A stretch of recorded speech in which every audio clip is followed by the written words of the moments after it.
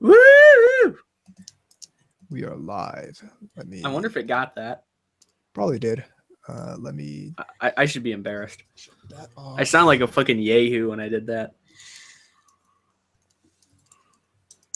A yahoo. Yep.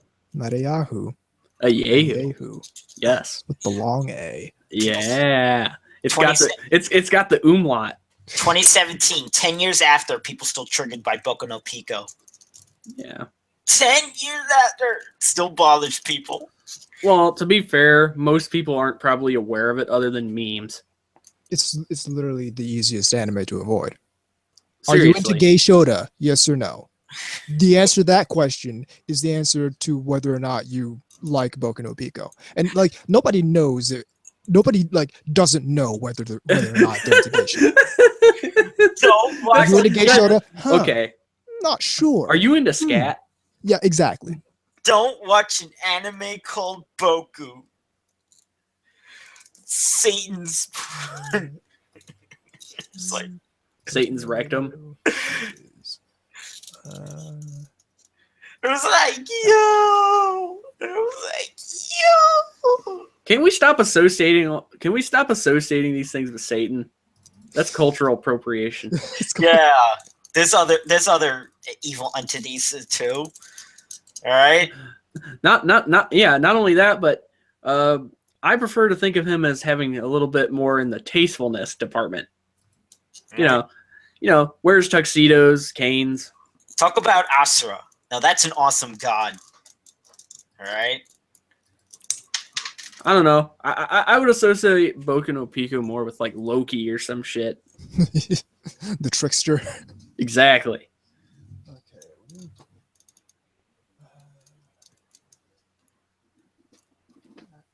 Or Sisyphus. Hmm. No, not syphilis.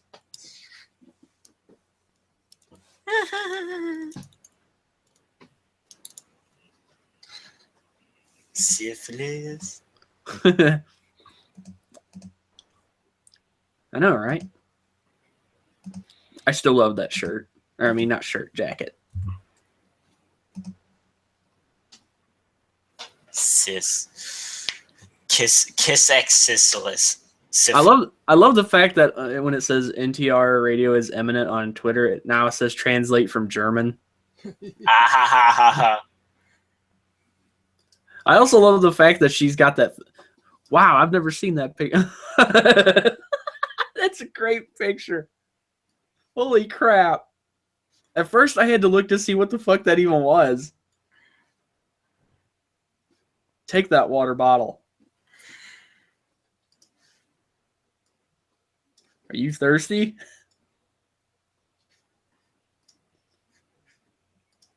I don't know where you're looking at. There Oh, we go. Twitter. Oh, Twitter? Okay.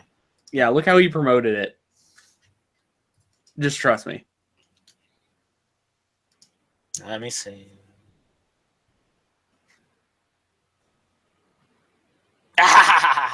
Yes. Yep. Sometimes you just need that spring water. Ready on my end. Do I sound okay? You sound good. And me, no echoing. No echo, you sound good as well. Don't we need to do at least one more drop-in test? Let's do the drop-in test. Beautiful. Lovely. Nubis is gonna buy that 1/4 scale of from prison school. I mean, realistically, if it's GSC, then I'll probably It's free. get them. That's It's GSC. free. I'm gonna get them wholesale anyway. So Yeah, it's freeing. It's I'll only 1/4. buy a couple of them. Yeah. Okay. Everything looks ready. Let me get the intro ready. Yep. Wait, one quick thing. Two things. One, do we have a way to play the one song we were going to play on Valentine's Day? Or is that a no? I do not have the song. But could it just be played over the thing? Not presently, because I'd have to connect this thing to the internet, and it's not connected to the internet currently. Okay. Well, that's not that big of a deal. We'll do it eventually. Yeah. Okay. In 3, 2, 1.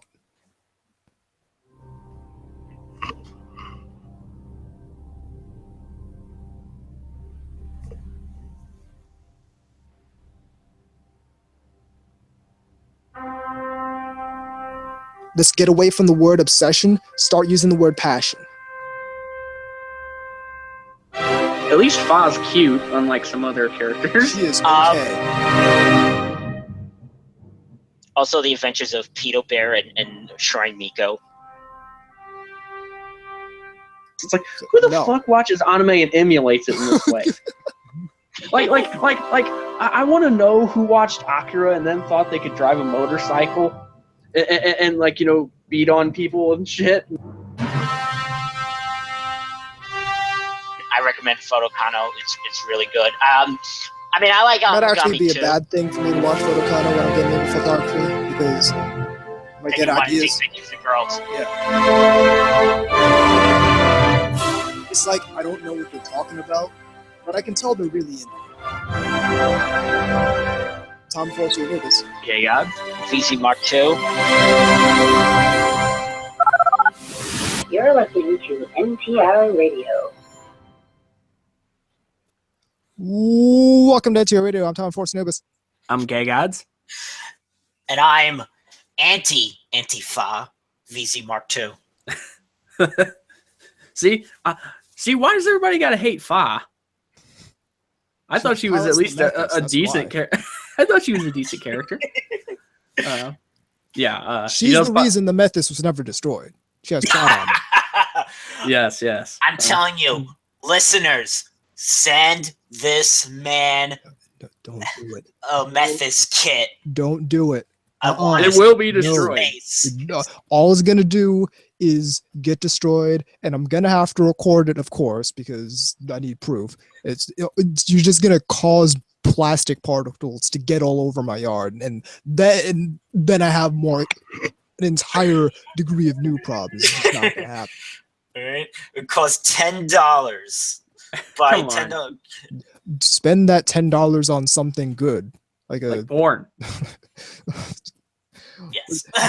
take that $10, save it, get $5 more, and get yourself a Faku subscription for a month. Or Do literally anything else, but send me a friggin' Methis model kit. That's garbage. No, absolutely not. That is dangerous.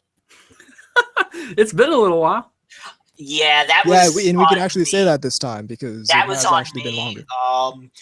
I'm not gonna say in the show the reason. We'll just use what they use for me. You had Ebola. Yeah. PM me on Twitter if you want to know. If you really want to know the reason why it was delayed. Okay. I won't say. But I'm okay. That's all that you should know. All Okay. right? But back to good stuff. So how's everyone doing? Not bad. I watched quite a bit of anime in the interim. Yes. So I have quite a bit of an opinion on that. But besides that, things are going decently. I mean, we finally got the podcast going after an hour of fucking around. Yeah. Yeah. It's still actually sort of on the brink right now. So I'm hoping that it doesn't fuck itself, but I mean, you never know. yeah. I mean, it's holding up. So that said, new mixer tomorrow because not dealing with this shit anymore. You almost sounded like you were about to go. Again, go I into- enjoy being able to throw money at the problem now. I was gonna say that sounded so much like you were going to go into it like a DMX sort of thing, where it's like, oh No. no. Okay. Before we start on what we watch, I got something to show off. Woo! Yeah. Dun dun dun dun. You should probably tell people Describe in case what they're it is. yeah, because so there the might be- listeners of this audio podcast might know what you're holding up in front of that thing that they can't see. Kotobukiya 1/8 scale Uh, Futaba. Mission successful. Yes. We should probably tell people to go into the IRC. I do that, but the IRC is having problems right now that I am presently attempting to resolve. So I'm gonna do that later, but right now it's not happening. A lot of Western fans of Idolmaster do not like Anzu. I'm going to point at something out. A lot of Western fans in general just don't like, things that are good. So, well, because of her character, they don't like the fact that she's a NEET, and that she only wanted to become an idol to then retire and live off the royalties. That just seems efficient to me. Well, how about this? Again, continuing on the positive sort of side, because it's going to get really messy later. Oh, yeah. So might as well get some positivity in there first. I just noticed this after we were kind of looking through old episodes and stuff, but if you count like the totality of everything, we have crossed the 100 episode mark. Yeah, when did we cross the 100 episode mark? I know. I was just sitting there, I was looking at it, I was like, wait a minute. Hey, we crossed that last year. Are we at the 100th episode now, or is it like 12 episodes since we crossed the 100th? Hey, episode? Another podcast. A certain World Order one, a certain other anime podcast of the World Order nature. Can you take a notice of us? No. Why would any of us want that? Especially since because he seems to think that there's less and less anime podcasts. There are less and less anime podcasts. Yeah, because most of them give up. Well, yeah, you like realize that we're in, and like this is just getting to in general, like on a whole for podcast media. Like we're right now in a podcasting is trendy again. So like everyone's got a podcast now.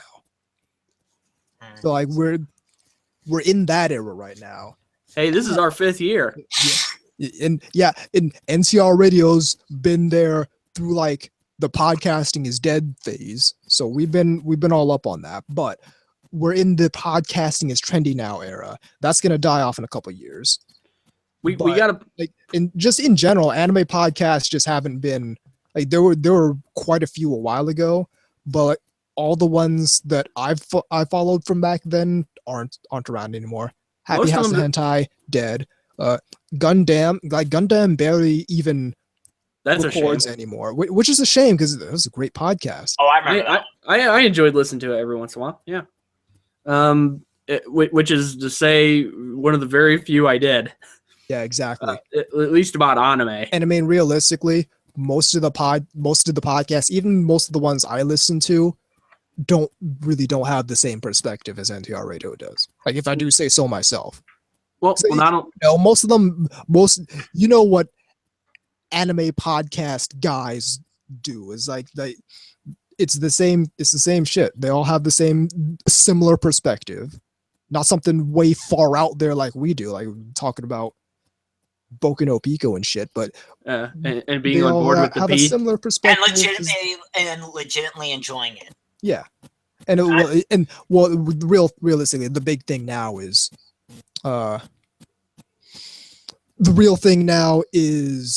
YouTube.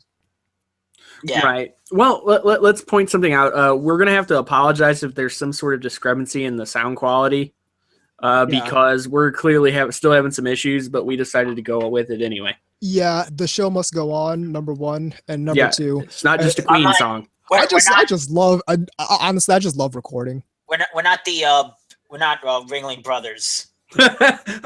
They're gone. Yeah, they ended.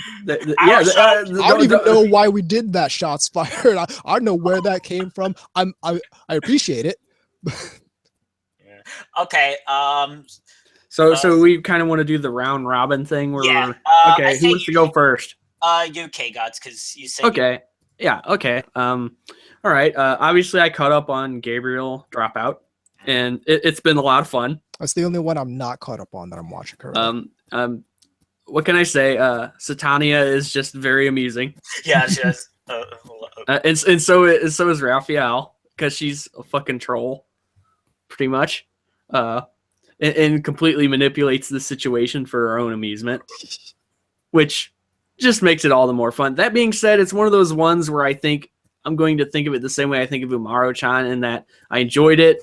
I might watch it again later, but it's not something I'm going to be jumping to buy. Right. I'll just go ahead and admit that. I also did finally get an episode of Maid Dragon in. Right. Nice. The first one. So not very far yet, but I did start.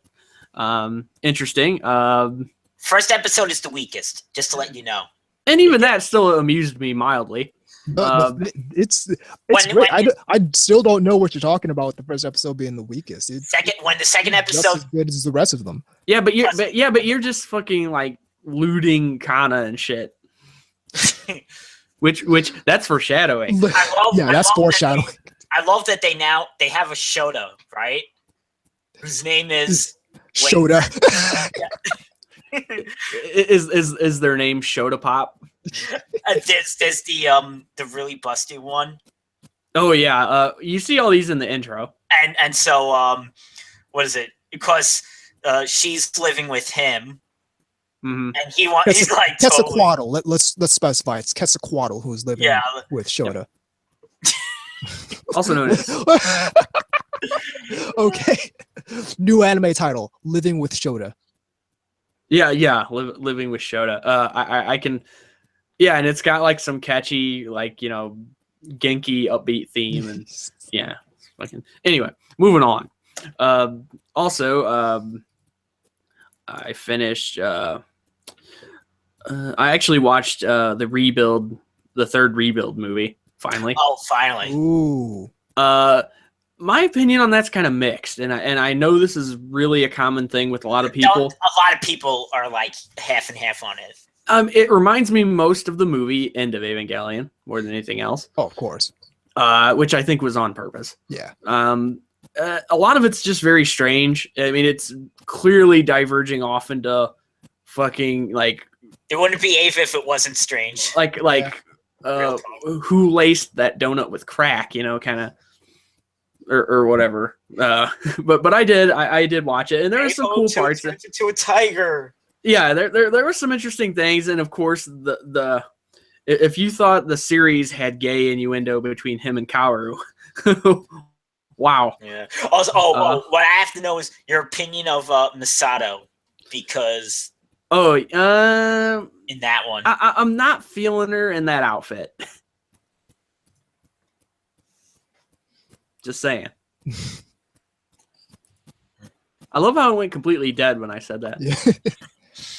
Anyway, yeah, and to be fair, I'm also not terribly fond of Pirate Asuka. I don't know, man. I like her character. I like her personality. I just don't like the pirate thing. Sorry. And I don't look forward to the doujinshi that are going to be in my timeline eventually. Now that I've said that. Of the Guru. Well, you know what? I lucked out because I still haven't seen the Kim Jong-il Asuka doujinshi. Oh, well, okay. Fair enough.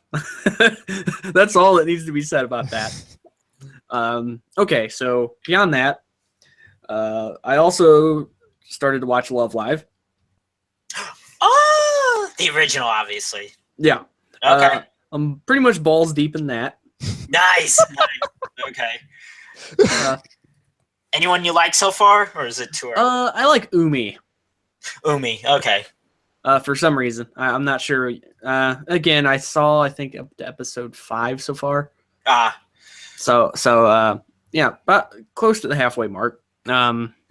Anyway, enjoying it so far. Though to be fair, as far as now is concerned, I actually do like Idolmaster more.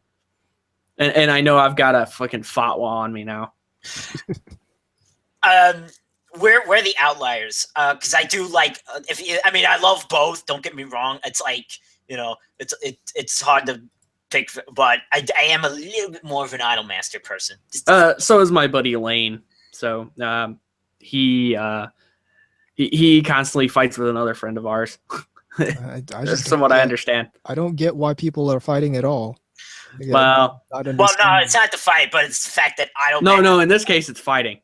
I mean, it's the fact that Love Live is so much more popular here. Well, I get it. I'm talking like screaming. I'm talking like Genesis SNES screaming matches in the lunchroom.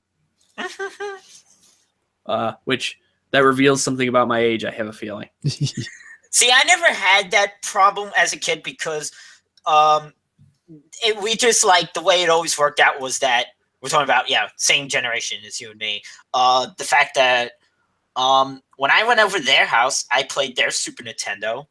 And when they come over mine, they play the Genesis. Yeah, but you didn't go to a ghetto school, did you? No. But yeah. I had people they were pretty spoiled. Yeah, see, I went to a ghetto school, so quite frankly, it's one of those things where you're surprised there wasn't boarded up windows and shit. Yeah. Anyway, moving along. So I watched all that stuff, and what do you think of Maki? Maki. Oh, Red hair one. The tomato. Tomato. Tsundere tomato.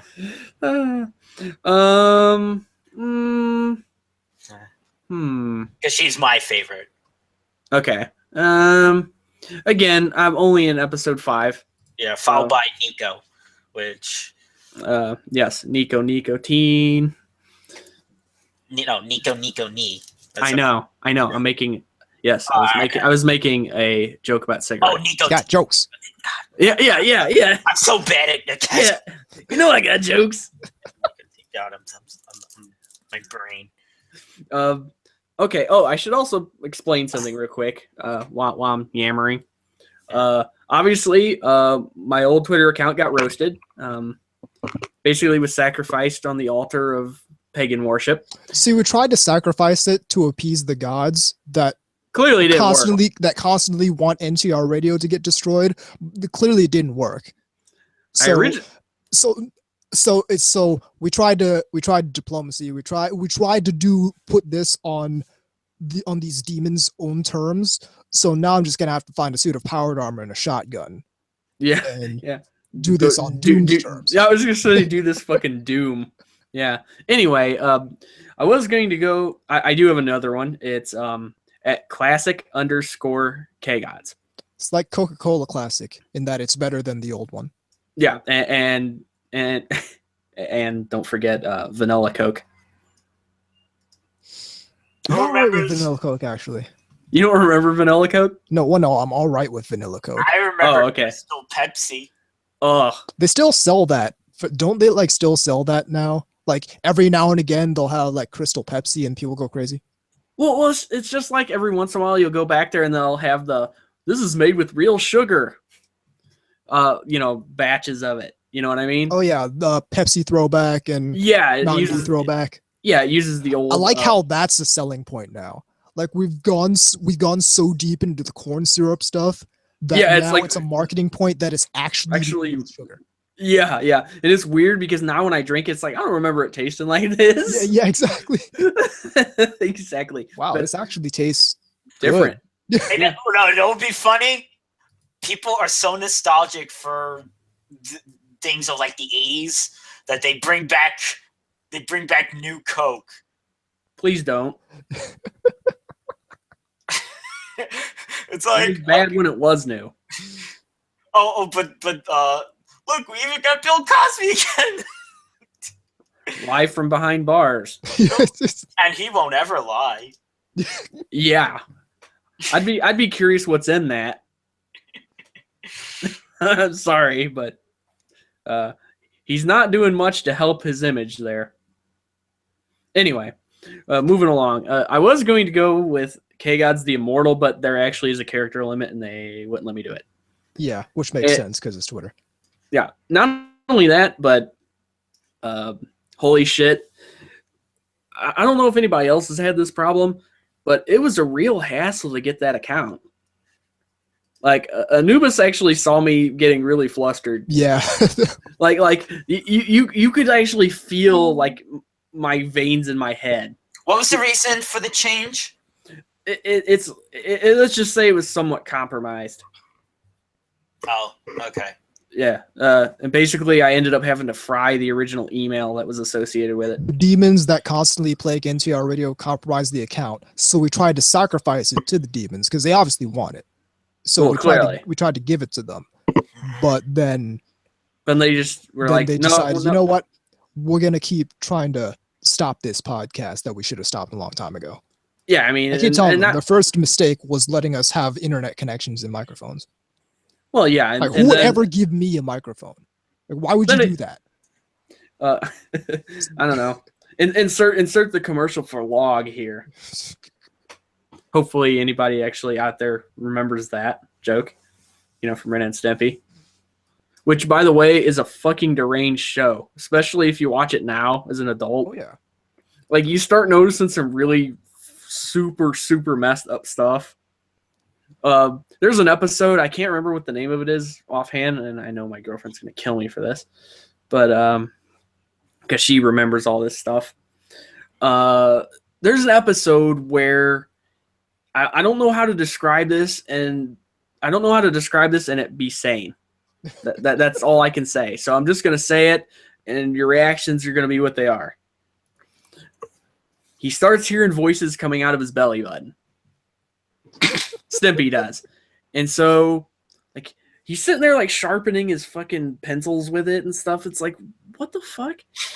And then, like, he goes in his own stomach.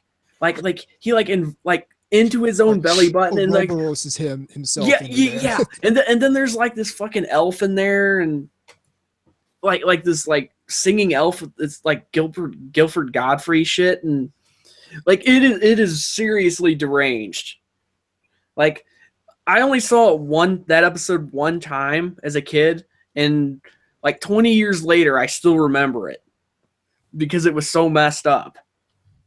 And everything about this was just uncomfortable. If you haven't seen it, definitely, well, you know how to see it.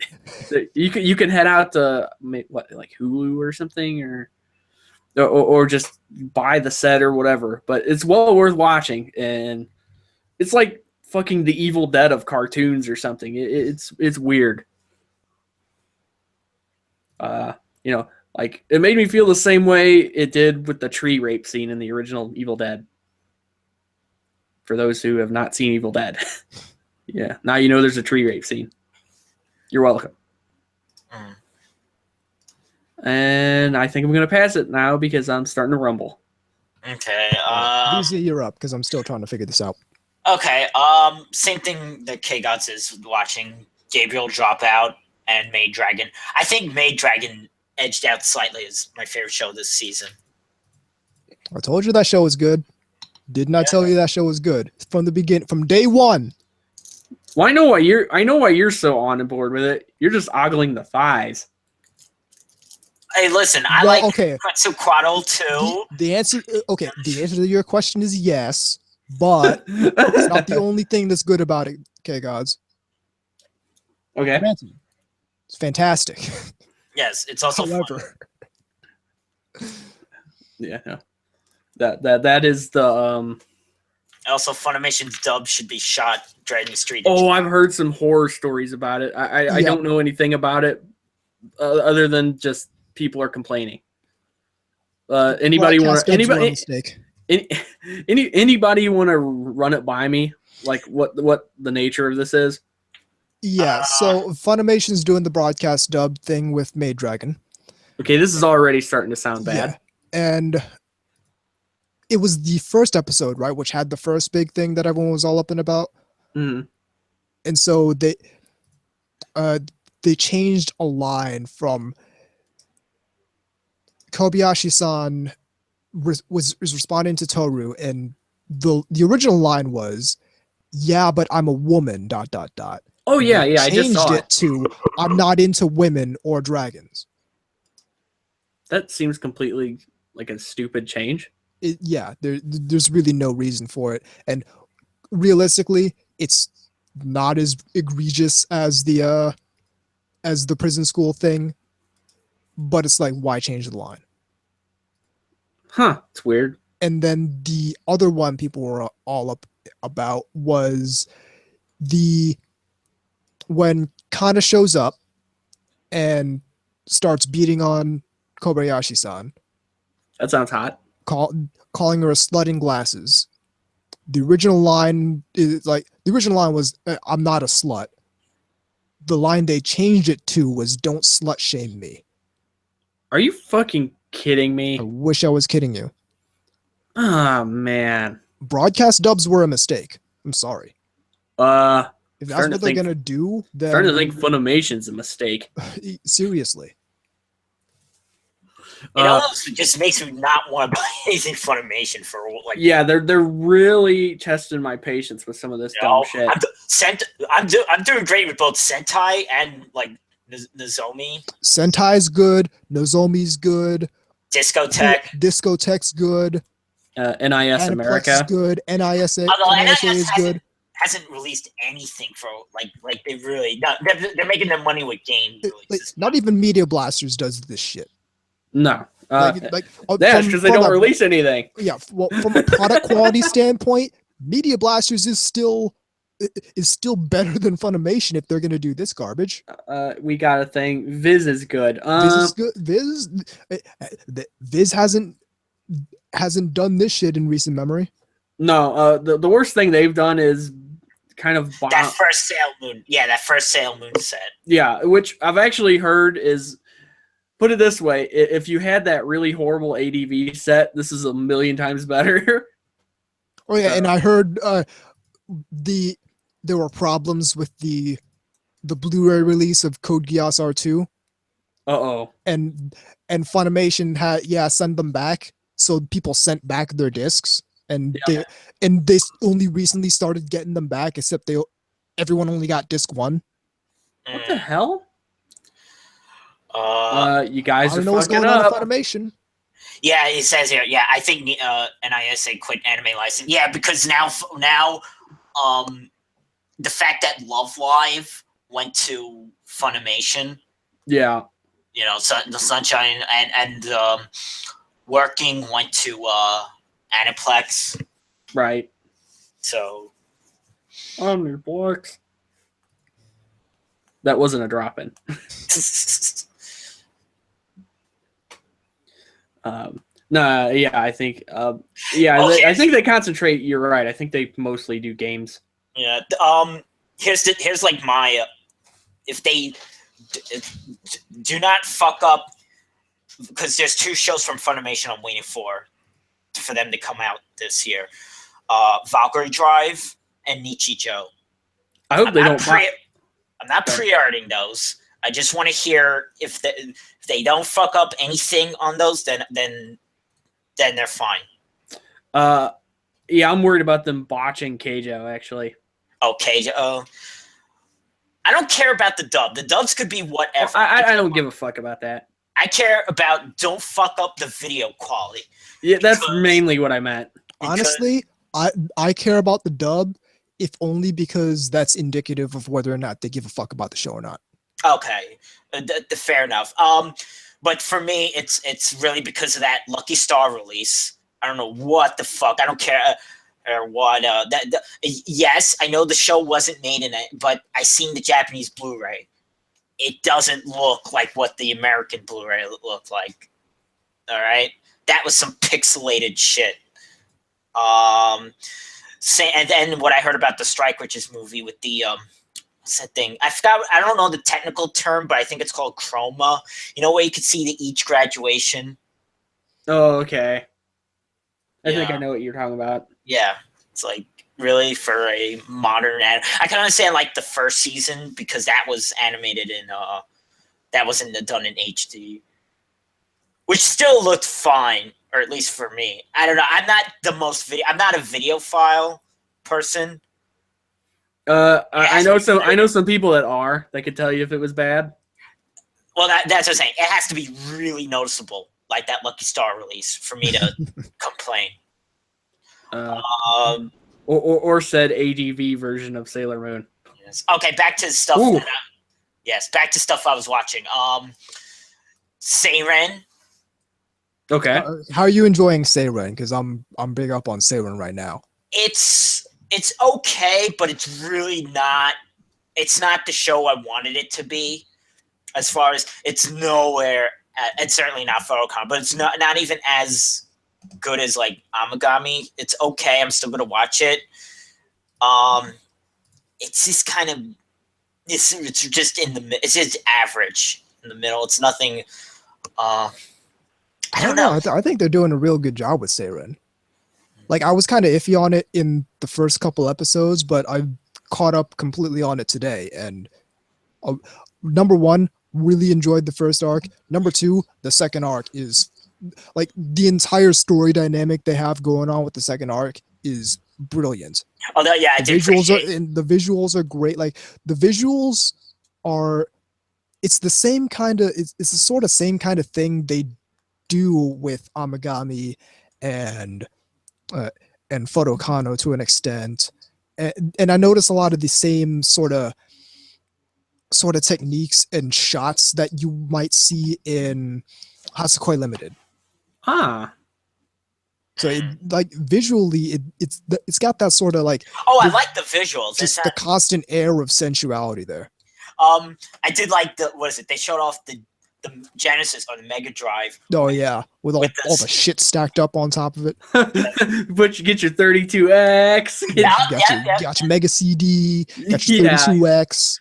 It starts to end up looking like a fucking UFO after a while. So you got your Mega CD and your 32X, so you can play like 5 more games that are worth it. And then they were showing like the flashback of when the girl was young. I do like the modern console they have, and I don't know if I'm the only person who noticed this, but if you look at that controller, it's like that's how controllers would have ended up if Sega won. Because it's got, I actually have a controller right here. So it's got the dual two joysticks, but it's got 6 face buttons. Like, it's got the two joysticks, the 4 triggers, but it's still got 6 face buttons.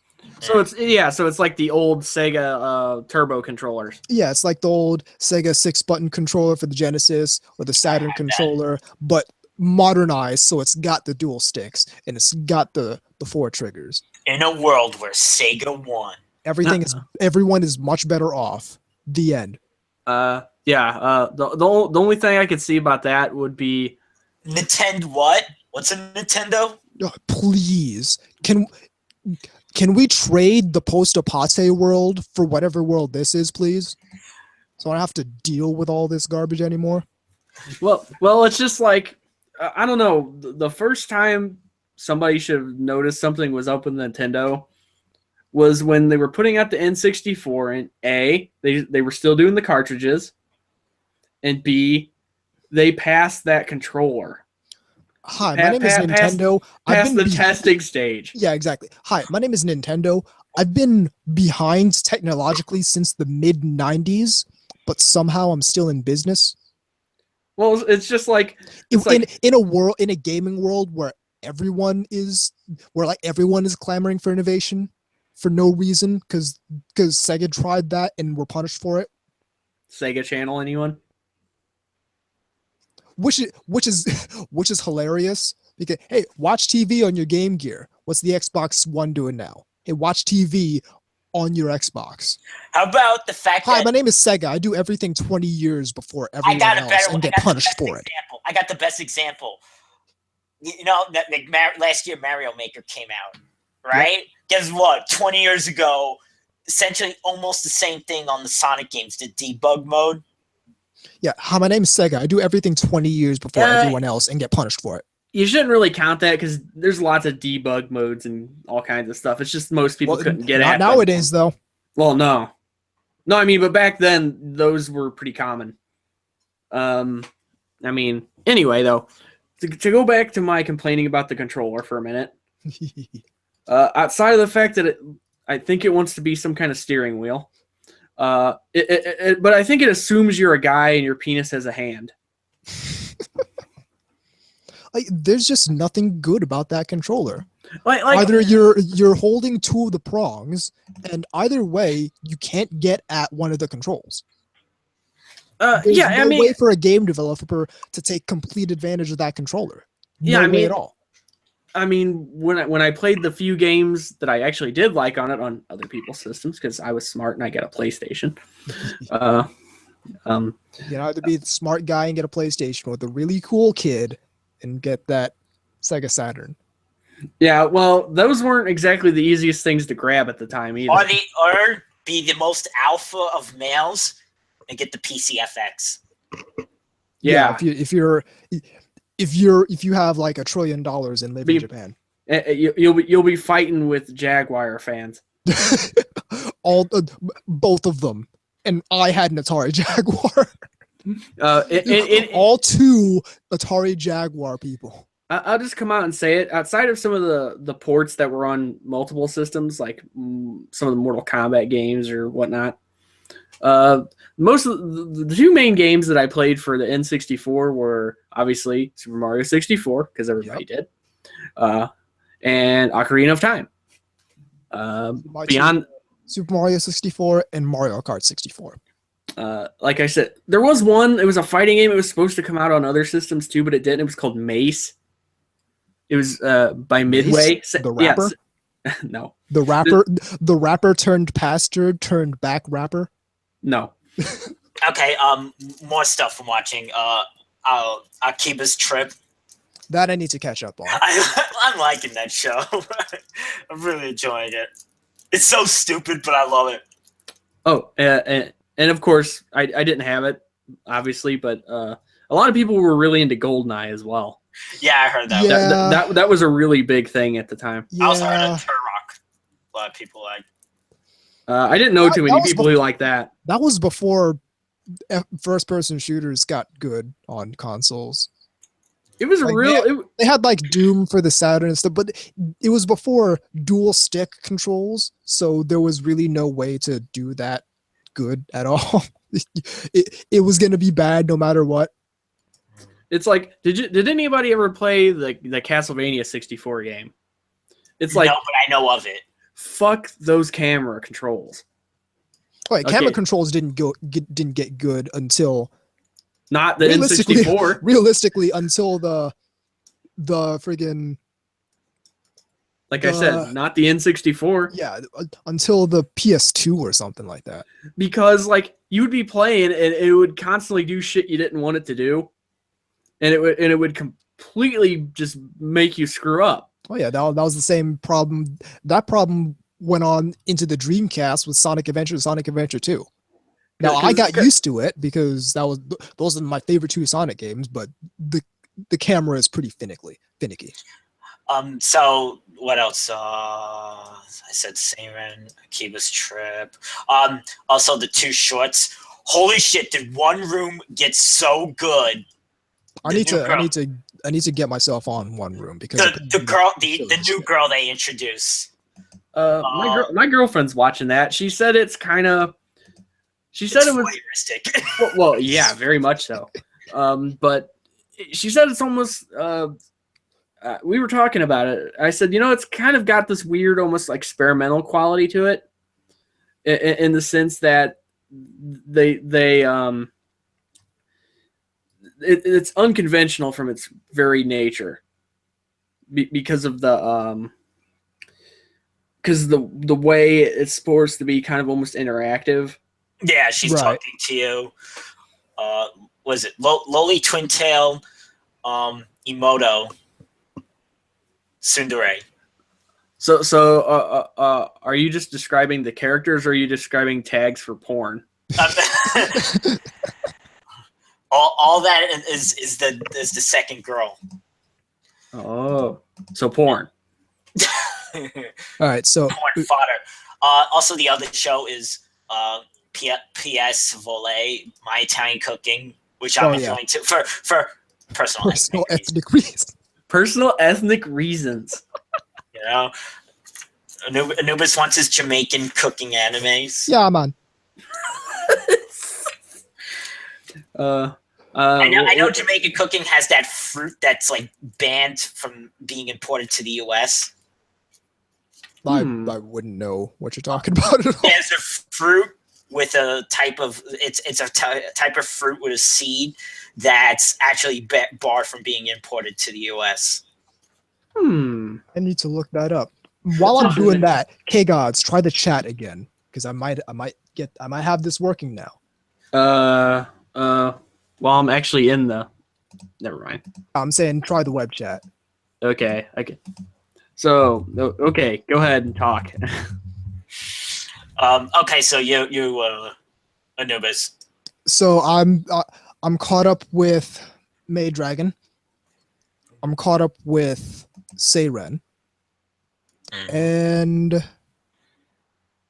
yeah, that's about all I'm caught up with right now. Yeah, that's right. Okay, it's working well now? Yeah. Yeah, okay, so here's what you do. Take yourself to she'slockcontrol.net/podcast. In the you'll see the chat link. It's almost front and center. Click that. That'll take you to the page with the IRC client in it. Give yourself a nickname, hit the start button, join us in the IRC channel. Alternatively, take your favorite IRC client, point it at irc.ryzen.net, and join us in the # or # SLC Media channel. In addition, you can get us on Twitter at TENubis, at VZMK2, at classic_KGods. And as always, you can hit us up at the email address at ntrradio@gmail.com. Yeah. Woo! So May Dragon continues to impress. Seriously. I love how they've made the concept of a big fucking fire-breathing dragon into cute girls with big tits. Yeah, exactly. Good times. Okay, obviously the most popular character, Kana, actually is the lowly character. Yeah. But that being said, the main one, Toru actually is pretty youthful and short looking. Besides the fact that they have giant freaking fun bags.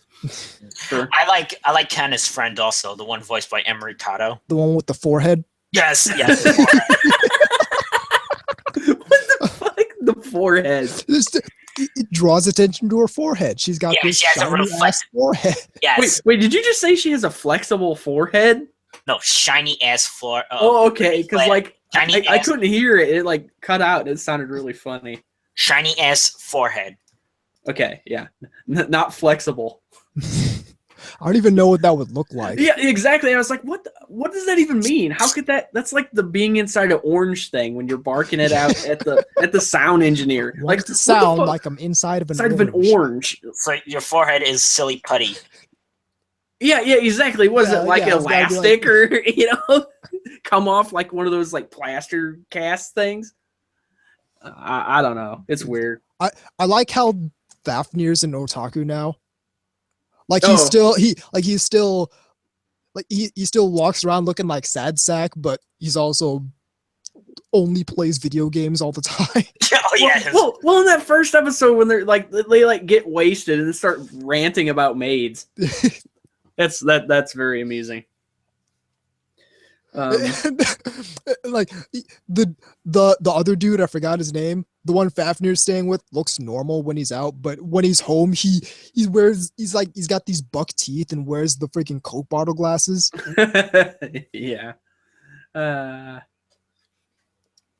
Well, I mean, like I said, I only actually seen the first episode fully. I mean, I've seen pictures and clips and vines and things people have been throwing around, but it's pretty cool. I mean, I enjoyed the first episode in the sense that, okay, this has got kind of a lighthearted, fun, for lack of a better word. Oh, it's a very, very fun show. Element. It reminds me of shows kind of like not in substance, but more in just in the same feeling you get.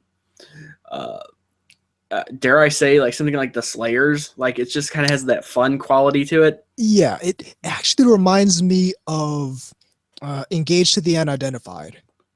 Like in the feel and the whole vibe of the show. It's got like, because my whole thing with Engaged to the Unidentified, Jesus, was from the beginning of the show's opening all throughout the episode. It's just lighthearted, fun bouncy. Like it's just this fluffy show. It never takes itself very seriously. Exactly. And it's not. The thing is with saying that, because of the last season with Keijo, when people kept saying that this show takes itself too seriously, which that I can't even wrap my brain around how you could ever think that. It's a show with the vacuum butt cannon. Or the butt guillotine. like how can you possibly watch a show with butt and boob like fucking Dragon Ball Z style attacks with these names? So the show's taking itself too seriously. In the chat, I like Kobayashi too. She has that motionless cold tuna that I keep talking about. Yes, Dead fish fun. Keijo taking itself seriously. Yeah, it takes its art very seriously. Yeah, exactly. Like you'd take life seriously too if you had an ass like that. All right, I think we should go to the break. Yeah, we were going to go to the break. Although I do have one bit of news to share. Oh, no, anime news.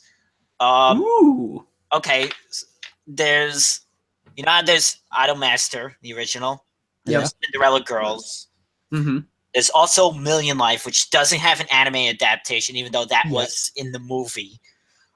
They're doing the Cinderella Girl shorts I told you about. Mm-hmm. They're doing a side M anime, which is male models. Yeah. Yes. Yeah. Okay. You win. I think we all need to ask the main question about that. Is this going to interfere with Berserk? If the mangaka likes male models, then yeah. I'm just asking because we know fucking Miura is an Idolmaster fan. But what is it? Of course, some people complaining. Oh, yeah, but these people complain every season, like about anything and everything. If there's nothing to complain about, they find something to complain about. What was it? What I predict is going to happen is it's going to be the free phenomenon, like what happened with Free, where people who weren't there, people who weren't there for Kyoani suddenly getting really into Free. Same thing like this. People who weren't familiar with Idolmaster are suddenly going to get really into this. Interesting. In any case, we're running a little late anyway. Yeah, we're up against the break. Okay. Keep it right here on NTR Radio. Okay. Good time for a break because that thing I said wasn't happening. It's happening. All it's gonna do is piss me off. It happens. Yeah, I'd like it to not happen. Let's see. Let me do one of these. Starting to have paid advertisements with little candy bar jingles or something. We're doing this. Okay, let's see.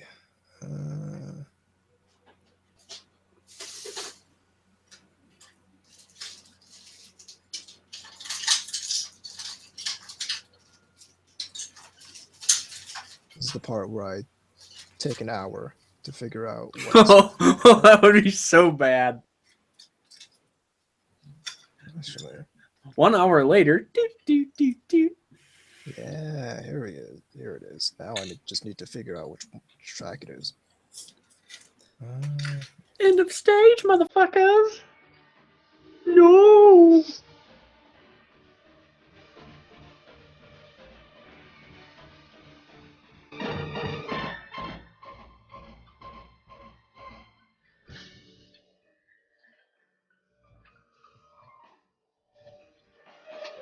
Next week on Gundam Thunderbolt.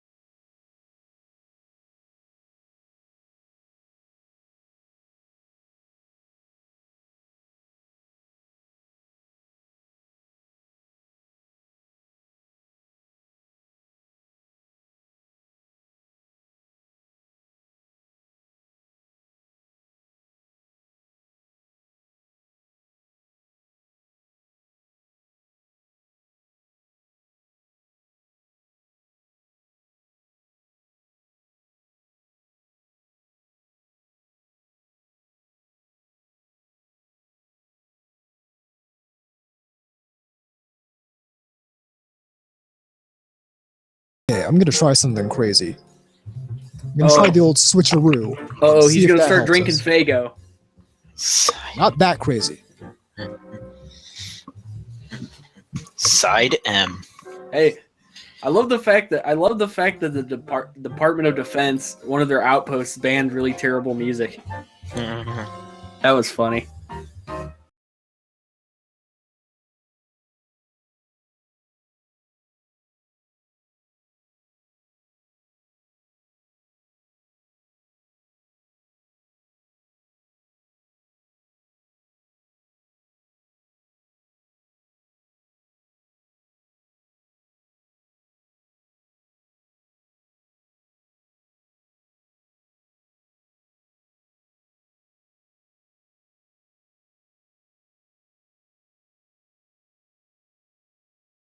Upset me. Hmm? When What's that? when like the C3 Boo promo came out and it had the jazz music and stuff, Yep. people were saying, "Oh, it's gonna be like Cowboy Bebop," or when the Dude, Gundam Thunderbolt promo came out and it had the jazz music, and it was like, "Oh snap, they're doing Cowboy Bebop and Gundam." It's like, God, what? It's like, what the fuck? Jazz, Have you it's been- like, does not exist to serve Cowboy Bebop. Jazz music was around before Cowboy Bebop. I'm not Like- sure if you understand this. For Not sure fuck's sake. if you grasp this concept, but there's been jazz music before I'm sorry, 1998. but Charles Mingus, amongst others, fucking Oh, Coltrane and whatnot. God, these people. Satchmo. Satra, the trumpet player? Switch. Seriously. I only know Sachimo, the guy that did the Chris Chan documentary. Everything about that sounds alarming. The Chris Chan documentary. Observing the Presented by Satchmo.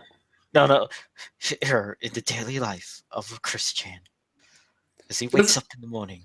Like, is it narrated like that, like they're doing on the Discovery Channel? Like, we now see the Chris Chan in his natural habitat? You seen the documentary?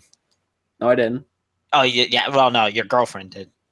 Yeah, I was gonna say, no, I don't know. I think I had more. More on my mind than Chris Chan drinking jizz out of a fucking Fanta thing. They didn't mention that. They didn't. No, Aw. it was originally for a high school project. Oh, High okay. school film project. I thought you were gonna say it was originally like pitched as like a high, also known as Heart of Darkness. That's terrible. The Legend of Christian. Well, you could also just call it the Legend of Kiwi Farms. Well, now looking at what is it? Andrew Dobson. Oh, that Says guy. He needs help. I never seen someone such a strong man for the stuff he says. Yeah, he's a walking fucking caricature. The man cannot independently think for, No. and the man cannot like introspectively look at like Anything. Why people say, do not like him. He can't introspectively look at. They're all a bunch of Trump's PewDiePie Nazi army. Okay, can you hear me? Yep. Okay, so I think I might have actually made it worse, so I'm going to put it back the way it was. Gotta love this. This is great radio. Today on NTR Radio, we discuss the finer intricacies of the anime industry, as such as no. including the cultural impact that such fine anime as Boku no Pico have on the industry and its fans. You sounded like you had a speech impediment the way you were spacing that out. Or you were trying to do like the robot. No, I was trying to do the like sophisticated. I know, but you were pausing so much between your words it didn't sound normal. Well, I was trying to think up also what to say next. That's like, I am William Shatner.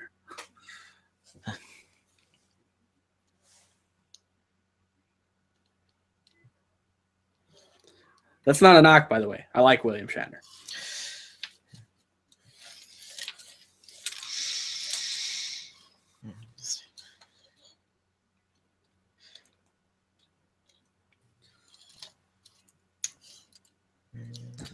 Okay, can you hear me? Yeah, Lovely. Now it's back to normal. sort of. Like good normal, not broken normal. Yeah. Okay. Well. We're just gonna apologize. This one has been a trying episode. Oh, dude, that's fucking trying. This is an ordeal. Fucking Mount Ordeals, Final Fantasy level shit. So, that said, we are ready on the second segment. Yeah, let me get some Sprite. Got to get some Sprite. Again, well, okay, we're actually doing good. It's 10 o'clock. We'll finish this segment by 11, and then the third segment 11 to 11:30. We shall try. We will try. In the words of Anakin Skywalker, you will try. Okay. Ready, my on the higher ground, Anakin. In a world where the higher ground has never mattered before, and I hate you. You were the Yeah. chosen one. all right, in 3, 2, 1. Welcome back to NTR Radio. All right, this is where it's going to get a little bit in the realm of the hostile. Yeah, this might be another mad episode. I don't know yet. We'll see. I don't know. That or maybe we'll just play some juggalos to feel better about ourselves. How's that going to make me feel better about myself? Because you're not them. Are there Juggalo anime fans? I just got Unfortunately, yes, there are. And I have some proof of this. I want off this planet. Okay, one. There was one in my anime club. I wish I was kidding about that. Did he wear the makeup? It was a she. Okay, did she wear the makeup? Sometimes. Sometimes. I don't want to live on this planet. No, it's better than that. When we were see, my girlfriend in the chat basically said, yeah, I'm a witness. It's true. She was there at Expo last year, and there was a guy running around screaming, homies, homies, and bragging about getting kicked out and just acting like a dipshit. Bragging about getting kicked out. See, I never seen one of them in person because I don't think there are in where I am. Right. That seems to be more of a Midwestern type of thing, Southern thing. No, I think juggalos are pretty much they're not bound by location. They're fucking like mosquitoes. They can occur anywhere at any time. Fucking like it's like Africanized bees and shit. What is like okay? I'm kind of like, again, I live in a bubble of like not knowing. I know, what is it? It's like, it's basically rap, right? That they sing. If you want to call it that. There are individuals that might classify that as rap. It's really It's white rap. It's like, yeah, I was gonna say it's lame-o. It's lame-o angry white guys. hip hop. Okay. Yeah, with really bad puns and apparently really bad taste in fluids. Yeah, I mean, it's not Bones, Thugs and Harmony. Let's just say that. Yeah. It's not. They're not going to meet you at the crossroads. Nice. They don't do that, Chronic. So well, speaking of anime clubs, because we're doing the episode on like obnoxious, toxic anime clubs. Oh no. Have you checked in on yours?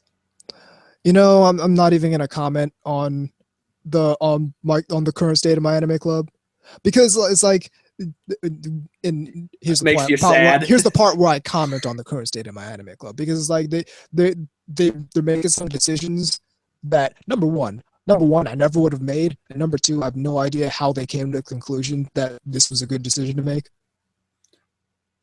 So we have this event that we hold annually, and we usually hold it on Friday, and we usually get the multi-purpose room for like all day, like 2 p.m. to 9 p.m. is where we get this large gymnasium type room. And the decision was made that they were going to do that event on a Tuesday from noon to 4. This is after I've made very specific overtures to the leadership of, hey, I would love to come to this event and set up my table and sell anime figures there, because I did that last year. And and like, this was cool. Like, this was hey, awesome, ballin'. We would love you to come here and do the thing that you do at this event. And then I find out that the decision was been made to hold this event during a time that I cannot attend at all, because I don't get out of work until an hour later after the event is already done. So that's the part where I comment on the current state of my anime club. But what I was actually going to talk about was there were a couple instances where we almost had to kick someone out. Uh-oh. Both these instances where those people left on their own accord, but had they done that again, they would have gotten kicked out.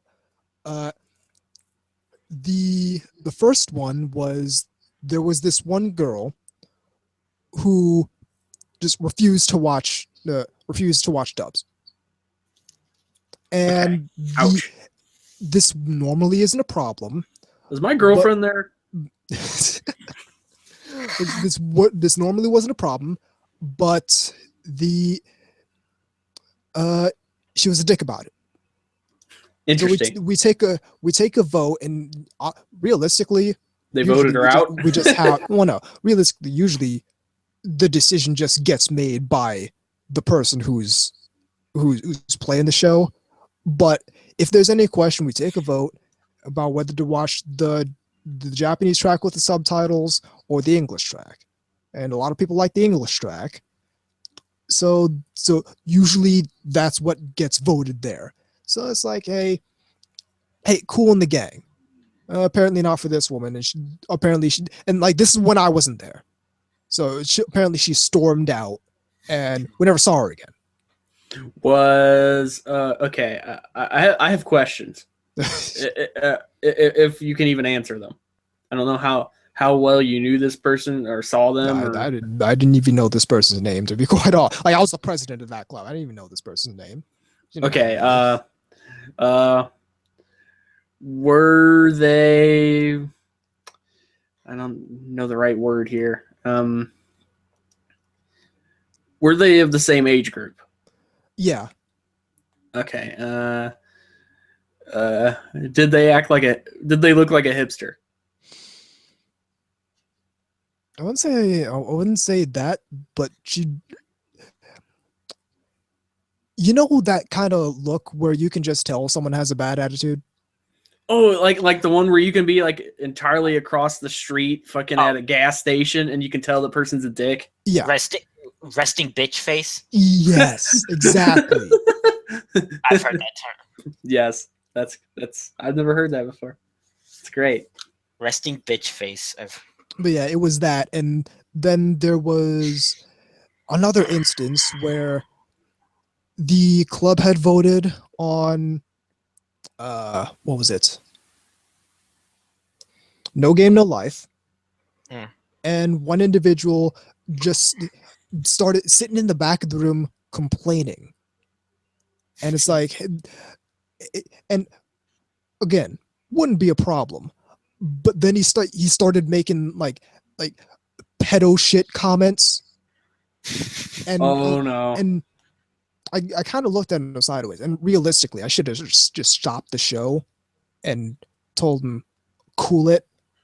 But luckily for everyone there who would have had to suffer me stopping the anime to explain something to everyone again, because I've done that before. This has happened before, apparently. Yeah, so a different subject, but people would have had to suffer me doing that again, and that's nothing I want to put that's nothing I want to inflict on people who didn't do anything. But I would have had to make my point there. But luckily for everyone, it didn't show up again. So as far and realistically, most of the vast majority of my anime club was cool, incredibly cool.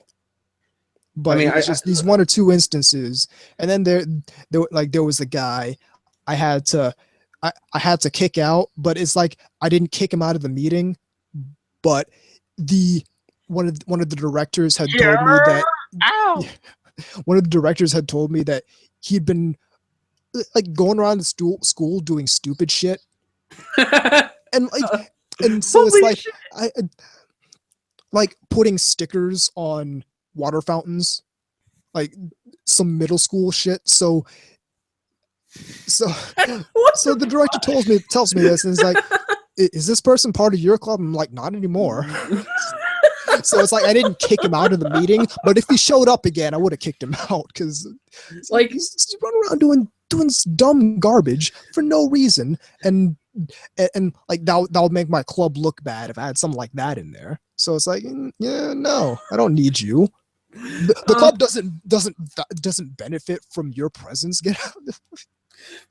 Yeah, I mean, obnoxious fans, like anime has a plethora of these, like, and it's weird because they come from all sorts of places. And like, doesn't matter. Like, there's really no segment of the anime fandom that has like the vast safe minority of these retarded people. Yeah, for lack of a better term.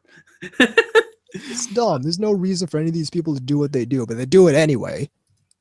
I was gonna say, I mean, when you were running things, I mean, the worst I remember ever hearing was freaking somebody accusing you of having the edited version of Yusuga no Sora. which everything about that is just wrong.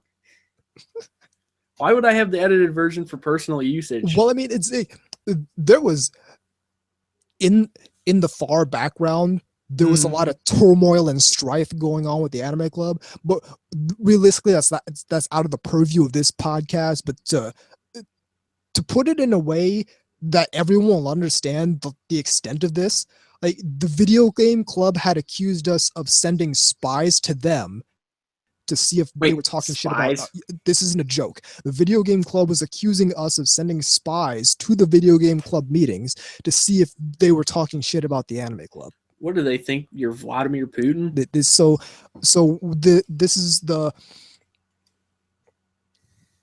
is the club that watches cartoons. Like, we might as well be a club based around watching Dexter's Lab.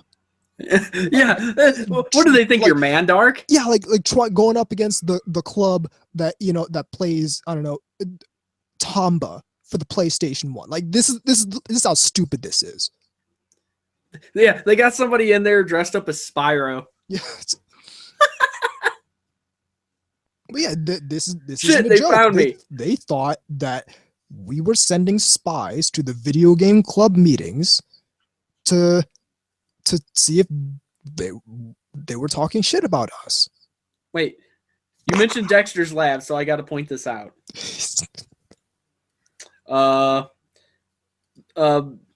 Justice Friends? The Justice Friends. The Infraggable Crunk.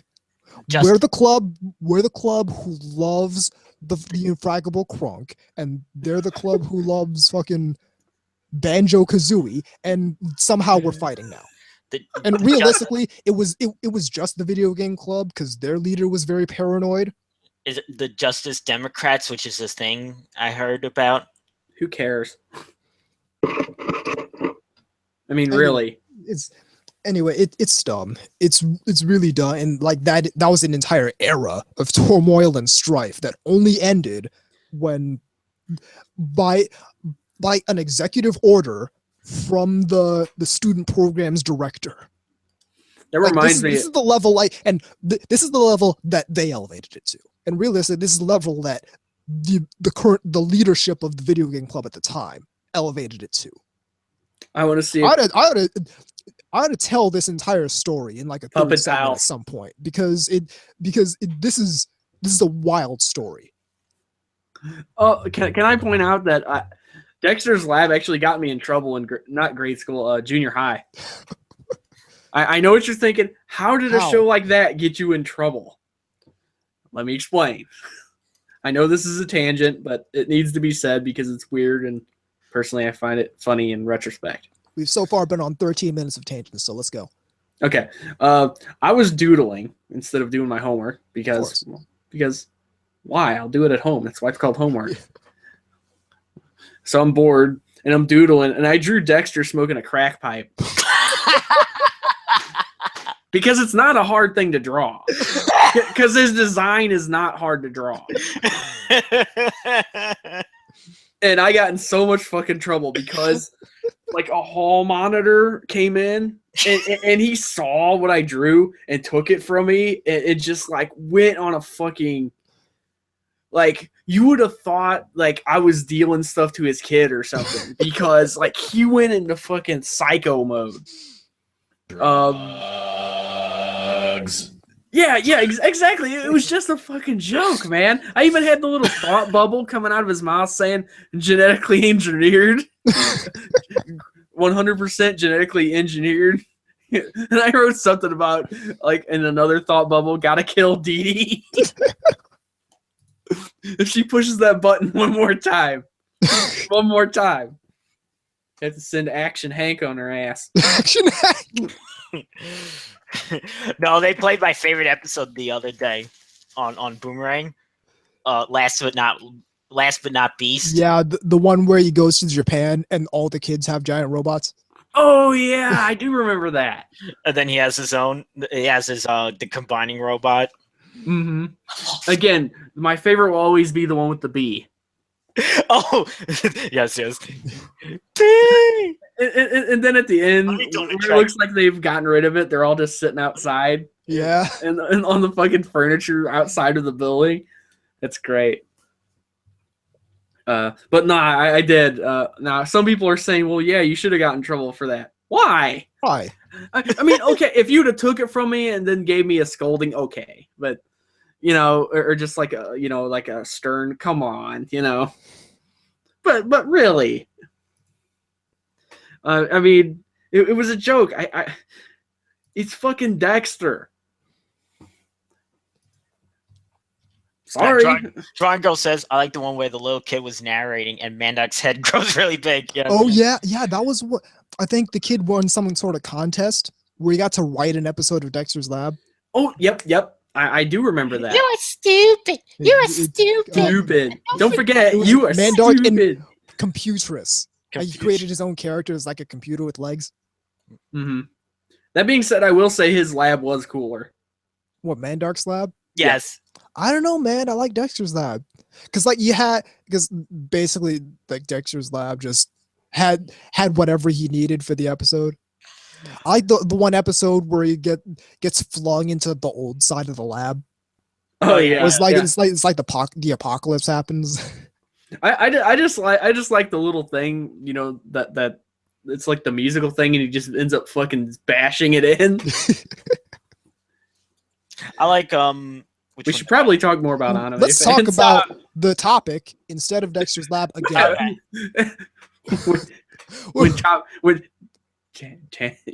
Tangents and Dexter's Lab. Okay, so more fandom fun. This is something that's come up pretty recently, like especially on Twitter. Is like you arguing with Crunchyroll. Well, that too. ANN forums. We could talk about that. I haven't been on there in over a year. Yeah, I haven't been on there in. I know, but I haven't been there. There's a reason I haven't been on there in several years. It's freaking cancer. But I'm talking about all these stupid people who are trying to police who people lewd or not. That's pretty dumb. The fact that now Encyclopedia Dramatica on the page about ANN added about the forums. Oh yeah. Yeah, they've always been totally shit. Not only that, but any forum that uses word filters like that. Oh yeah, you can't. It's just bullshit. Yeah, trap is filtered. Yeah, SJW. Which I would totally get around that. I would spell it out phonetically, or just say something like Space Jam Wizards. Oh yeah. But yeah, I'm talking about people who are trying to police who people like post, like what characters people post hentai of on Twitter. Oh yeah, some of them are really stupid shit. Like they fucking own that character. Yeah, like the character's theirs. Like they have possession of it. This is my character. This is my waifu. You know, you may not lewd them, or else I will angrily write you on the internet. It's like I'm the task force MOE guy, so like I have that reputation. But at the same time, a lot of Moe fans are just shitty people. I'm sorry. Some of them, are just flat out fucking obnoxious. Just like everybody, just like any other obnoxious fandom. Yeah, it's like they're doing the same shit. And like back when the free thing happened, I called out those 3 people who made that a big deal. Mm-hmm. So and it's like, I don't know, to a certain extent, it's like why did I ever defend these people? I got a better one. Okay, as a we talk about the Moe fans. How about anti-Moe people? The really old, a lot of the really old. But we talk about them all the time. We shit on them like every other episode. I don't want to talk about them. I'm talking about the let's hit this from the other angle, because give me something to go on. Really, I'm talking about the people who will vilify you for posting K-On! Nudes. Oh yeah. It's like, really? Or other stupid shit in the same sort of realm, like, oh, you can't ship these characters, or just like completely redonkulous bullshit. Stuff that's 100% inconsequential. Yeah, but they make a big deal about it in the first place. Yeah, I mean, holy crap. And I've been seeing a lot of it, like weird. There's this very bizarre, not movement really, but subsect, I guess, of people like that have this weird purity fetish thing going on. Yeah. I mean, that's the only way I can describe it. I don't know if it's like some kind of Catholic guilt shit or something. I don't know. But in any case, like, this character is too pure for you to do anything dirty to them. It's like, are you new here? I hate to tell you, but Comic Market does not agree with you. Yeah, exactly. And every year, at least twice, you are going to be bombarded. Holy shit. I mean, like say you just like K-On! Like, you're not even necessarily a Moe fan per se. Okay, this is just pure, setting up a thing here. Yeah. Now you run across Ludes and you're mortified. It's like, oh, you are in for such a horrible awakening. Like, let me show you a world. Yeah. I can show you a world. It's not shiny or splendorous. Not at all. In fact, it probably would be more like what would really happen in that area of the world. Let's just say that. I mean, first off, 90% of all K-On! Doujins I've seen are rape. Yeah. And I mean horrible rape. Like, dark alleys, like, coercion, like, I mean, yeah, I know that's fucked up. There are different degrees to rape. But it's true. This is some really, really foul stuff. I love, again, anything with the moral degeneration. Yeah, as black time. And hentai uses that as a tag, by the way, for black time. Moral. They don't use bling bling. Moral degeneration, but see, it actually works for the thing. People don't think so, but again, these people have no imagination. Yeah, not to these people. Right. Yeah, and the thing, don't Rule 34 my favorite character. What's interesting in that is how often it goes with Rule 43. Yeah. If it exists, there will be porn of it. Right, but Rule 43 is that the more innocent it is, the better it is or the more satisfying it is to corrupt it. Exactly. Which is why so much Sailor Moon porn is so horrendous. Not that I know that from experience or anything. Black Dog. Not only that, but they sure do love them some faceless fat guys.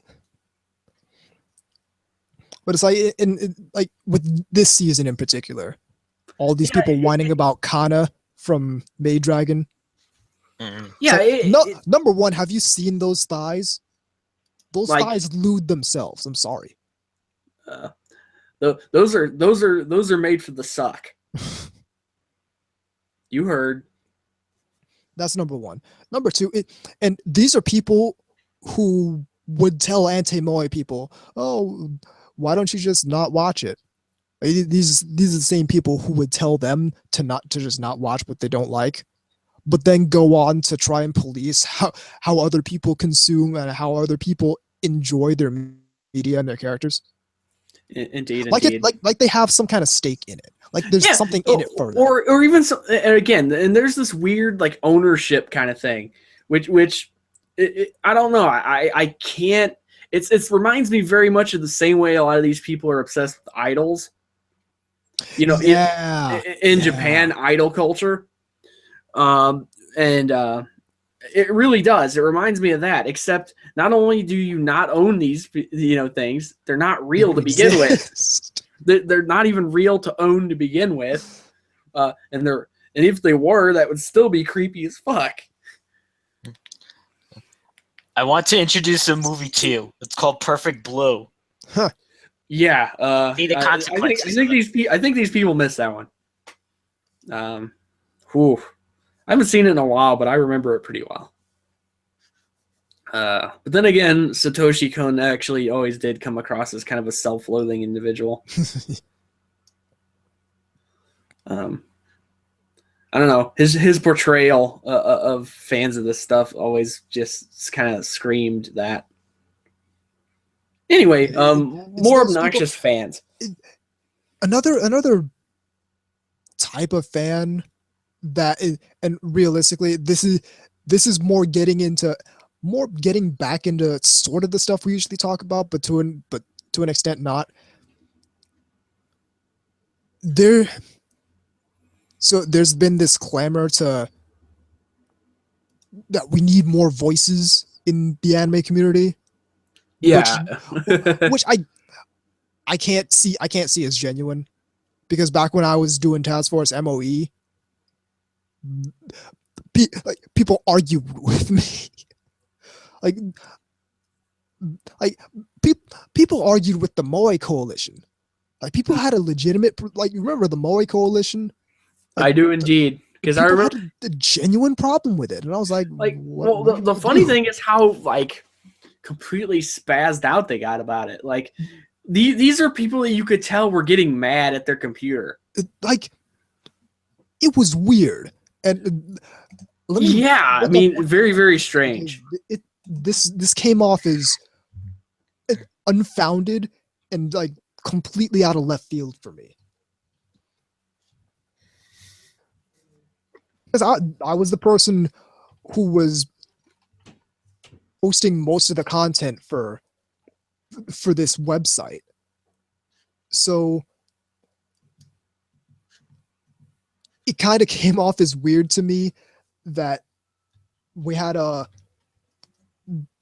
there was this bunch of people who just had a real big problem with this site and kind of like didn't understand didn't seem to understand, or didn't seem to want to understand what was going on at all. Mm-hmm. So this is from one of these articles. One of the biggest fronts to this is from, what was it, 2011.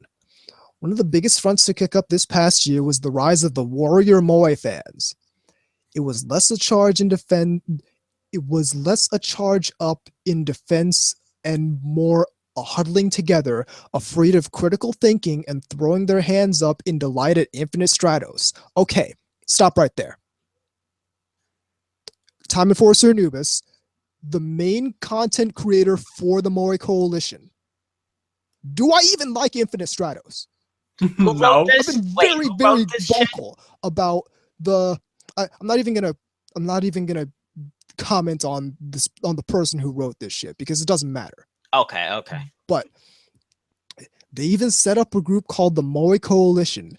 Thankfully, this trend appears to have died down, especially with Seanver's anime blog kicking the bucket, which is not only their hangout, but the site that hosted the Moe Coalition homepage. Not that those people have all gone away, but organized anti-critical thinking in that form was a scary sight. I remember that. A scary sight. Yes. Like, first off, do you realize the phrase organized anti-critical thinking?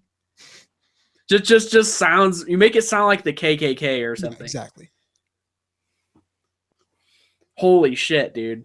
And like, I even went into the comments on this article. I was like, oh, I remember that. I don't even like as the primary writer for the Forum Moe Coalition, I gotta ask where this whole anti-critical thinking angle is coming from, which I didn't get a straight answer to. No, it was just fucking like red herrings passing around. Well, perhaps there was. Here's one of these responses from their supporters and writers wanting people to stop criticizing anime and just enjoy it. Perhaps there was some legitimately good writing on there, but like Colony Drop, the reputation and founders' ideologies obscure that side from the casual viewer. Does anyone want to tell me what that means? Their thumbs in their ass. Yeah, like, so. What that tells me is, number one, they didn't actually fucking read anything I wrote on there. Number two, they have this preconceived notion of the people who are part of that group, who didn't write an article for that group, but were part of that group. And as a result, it represents organized anti-critical thinking. I don't know. I just like that as a phrase. It's like, huh? So this is the kind of thing I can't take lying down, because out of the, I don't know, say there were 11 articles on there, I wrote 5 of them. Yeah. So it's like, So it's what like are we doing? So I mean, you're not fooling anybody. I mean, It's ridiculous. And what they're basically doing is lying to everyone who hasn't read the Moai Coalition. And what's fantastic, what's great about it is this was after the Moai Coalition had shut down. So it's not like anyone can go back and read that now, unless they take pains and go through the Wayback Machine and shit. But who's gonna take all that just to go back and fact check this dude? nobody. Exactly. Actually, I actually still have most of the articles I wrote for there. They're still like, I imported them as drafts on She's Lost Control. Like I only republished one of them, but it's like, it just came off as bizarre to me that someone would straight up lie about what happened. What it really is they just didn't like the guy. Yeah. Because these were the same people that were actually like trying to that actually were assaulting his site, and literally in the sense, because they were DDoSing it. Yeah. Remember? It got taken down. This was like, this was shit on the same level as the video game club thinking we're sending spies to. Like, these are all. Let me be very clear about this. These are all people whose primary hobby is talking about cartoons on the internet. And they tried to shut this guy's site down because they didn't like how he was talking about cartoons. Basically. They're coming in here telling lies on content me and other people created because they don't like how we're talking about cartoons. Remember when I managed to piss people off on my old blog? Yep. That was hilarious. And then this like really obnoxious fucking British twat was in the comments section, and he was waiting for me to take the bait because he clearly was a trollish personality. Oh, of course. And he was waiting for me to basically, try to engage him, and I'm just like, yeah, I'd rather spend my day jerking off. Thanks though. And they're just kind of like, oh. And then they just kind of they disappeared fucking after that. Like, oh yeah, including their site. Like because obviously their site was in their name link or whatever, and like this person disappeared into basically like. Remember, there was a discussion about me. Yeah. Right, but they disappeared into like the bowels of the internet. Yeah, it's like did they go to the dark web or something? It's like the ruins now. Yeah, I mean these people are in the equivalent of the anime turnpike. Like with all of its non-functioning URLs that link to GeoCities. Does anybody ever use fucking GeoCities? Does GeoCities even exist anymore? No, I don't think so. Yeah, no. It's like having a Fortune City account or something. Here's another comment from this individual. I read 1 or 2 posts and saw plenty of what Schomburg would and some of the site's other compatriots write. Especially when it came to Sean River, the very founder, it seemed to be against the idea of critical thinking. Again, obviously didn't fucking read anything I wrote. Yeah, I mean, holy. To me, this just sounded like it was a bit of a witch hunt, and they're trying to justify it. Yeah, that's exactly how it comes off to me. That being said, personally, I think the guy is an ass. At least now. But it wasn't relevant at the time. Yeah, exactly. I make no efforts to defend him now, but don't tell lies on the dude. Like all he was doing is posting shit you didn't like. If you want to vilify the guy, don't lie about him. I mean, holy crap. And realistically, what matters to me personally is don't lie about him. Don't lie about me. Because again, I was the person primarily writing articles for that site. So you're telling lies on that site. You're telling lies about me now. Is that site even still there? No, the Maury Coalition? No. What, the one that I'm reading from? Yeah, it's still there. Is it And updated? I checked, still? it's still active, yeah. Really? Interesting. That's very interesting. Yeah, so then it was this concerted effort to pretty much take down anyone who was talking about cartoons in a way they didn't appreciate.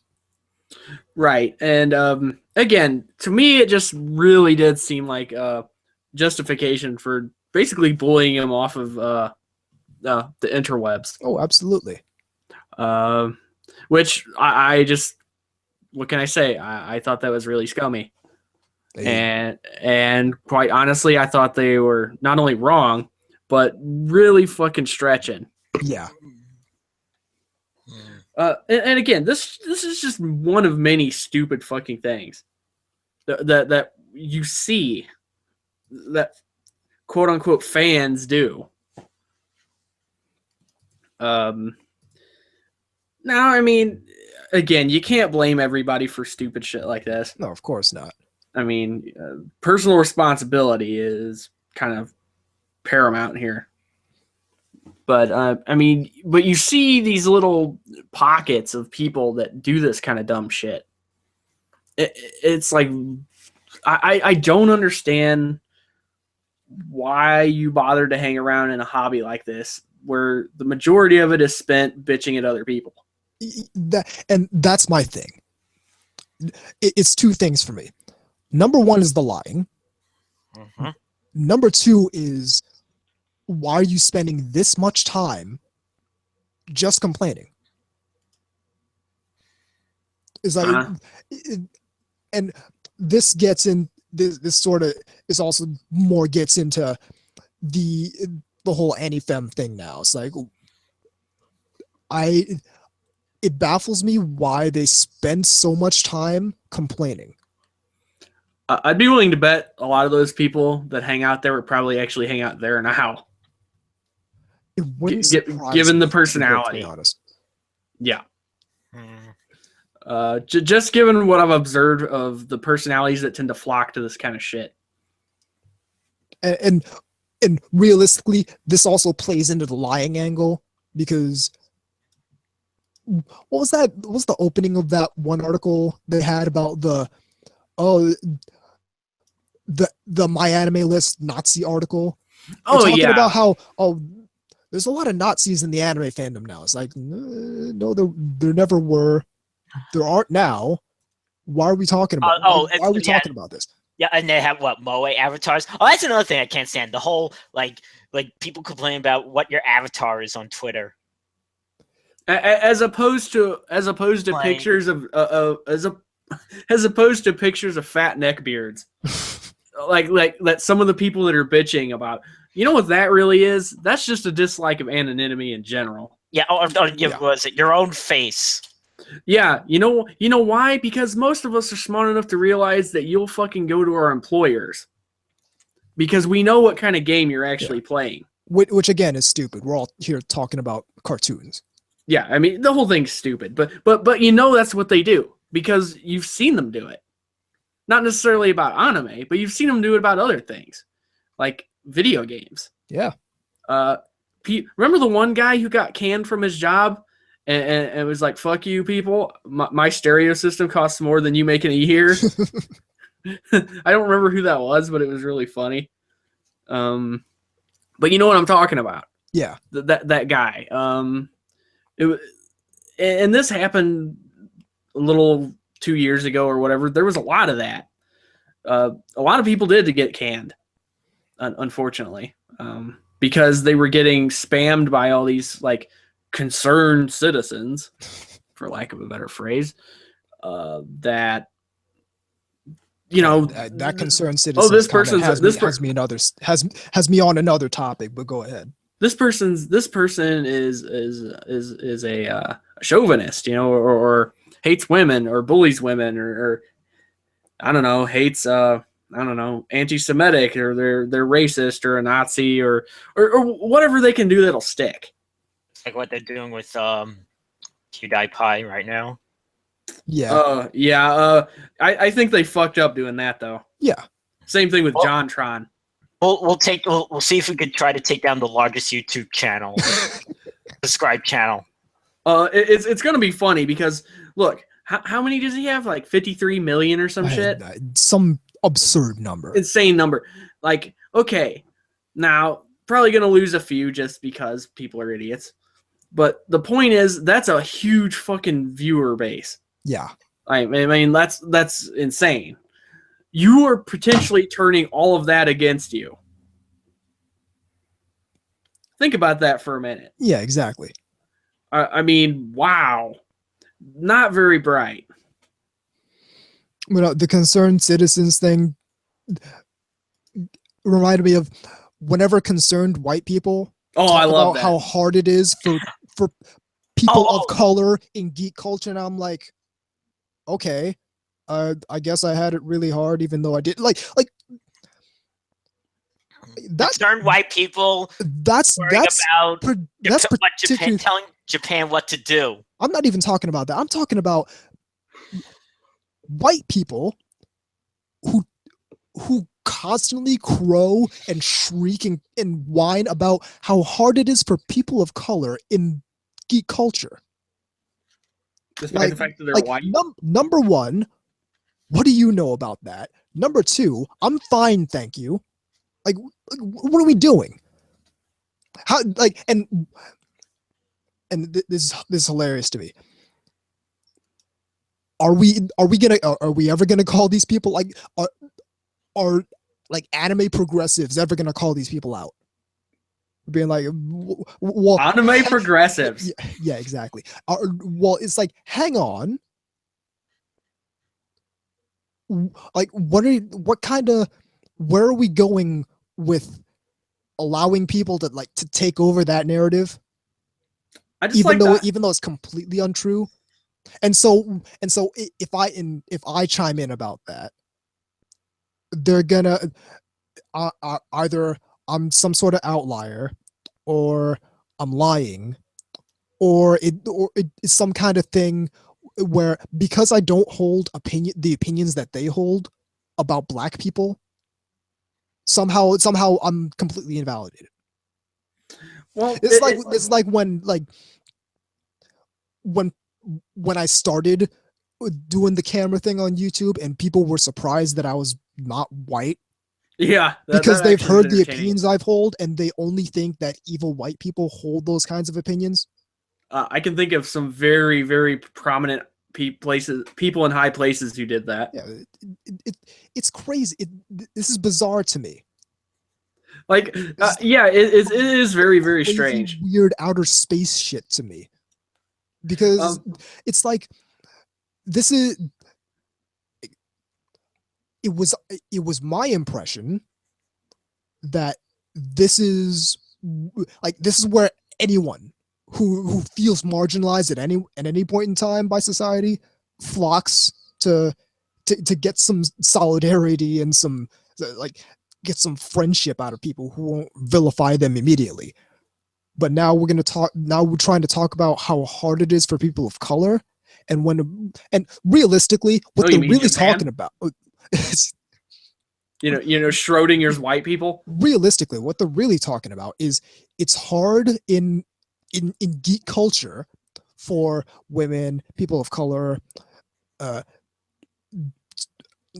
straight, gay, whatever, LGBT. It's hard for them when they make it all about, okay, I'm a black geek, or I'm a female geek. When they make it all about that, instead of just saying, okay, I'm just into this stuff and let's go, let's play some Halo 2. Mm-hmm.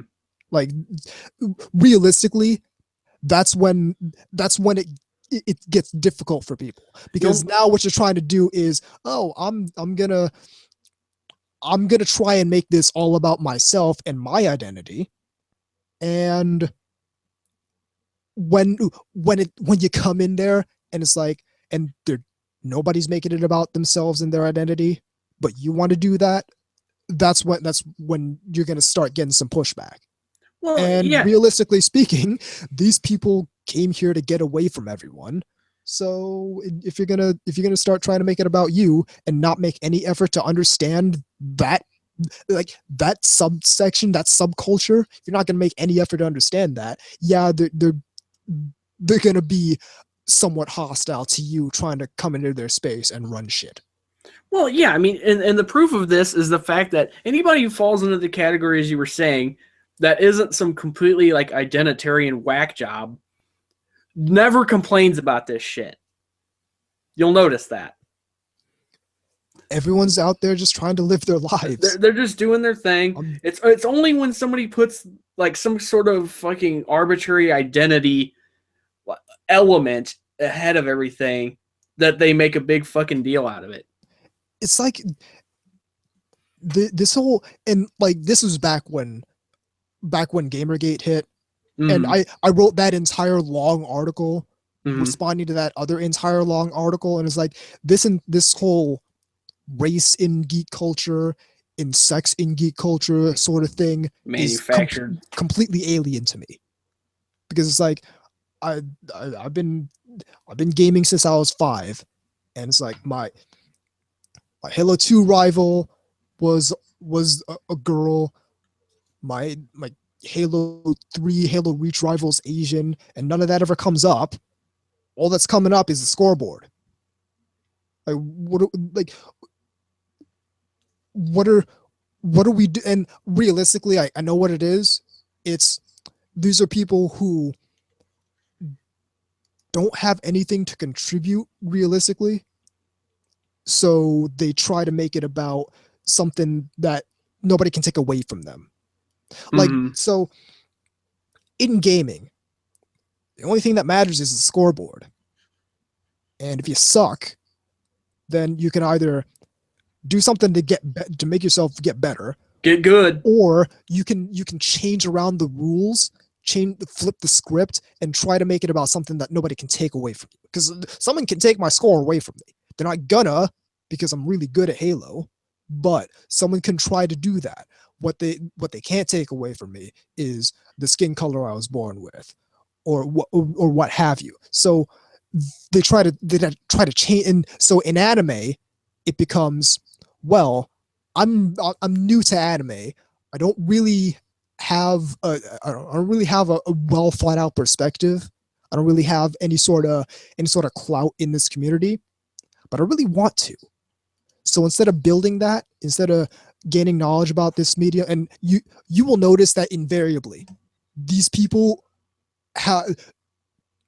aren't as well versed in the realities of this medium as you would expect from someone in positions that they are. So this is when you get into okay, I don't know a lot, but I really want to be famous, so I'm gonna I can think of people like that. I'm gonna do this angle. Type 3. They're type 1s who really want to be type 3s. The tier 1 anime fans who really want to be tier 3 anime fans, and they don't want to watch anime for 10 years and get to that level, but they're really into anime right now, and they want to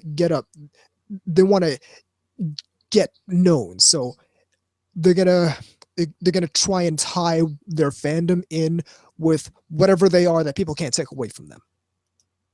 And in this instance, I talk about someone being able to take my Halo 2 wins away from me by being better. In this instance, it's take away from them by knowing more about them, being more articulate than them, and being able to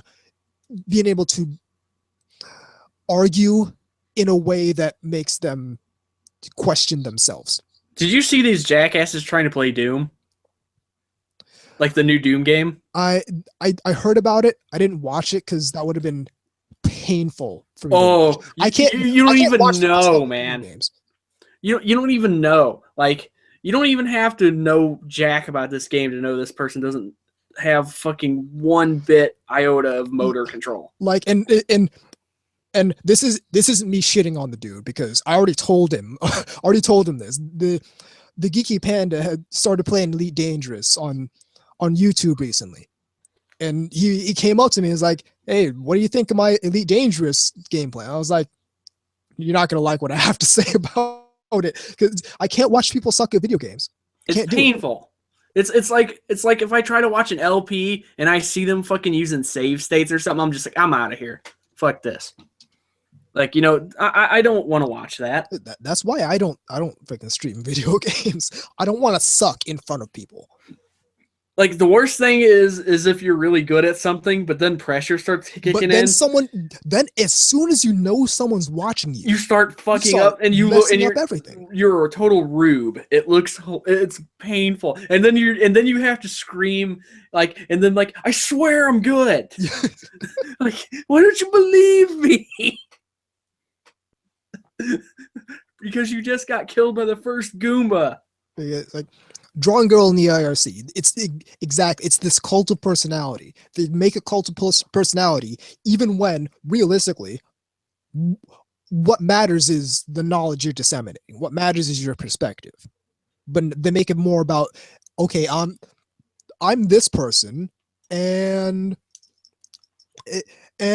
this is my opinion, rather than, okay, this is just my perspective and this is how I'm gonna portray it.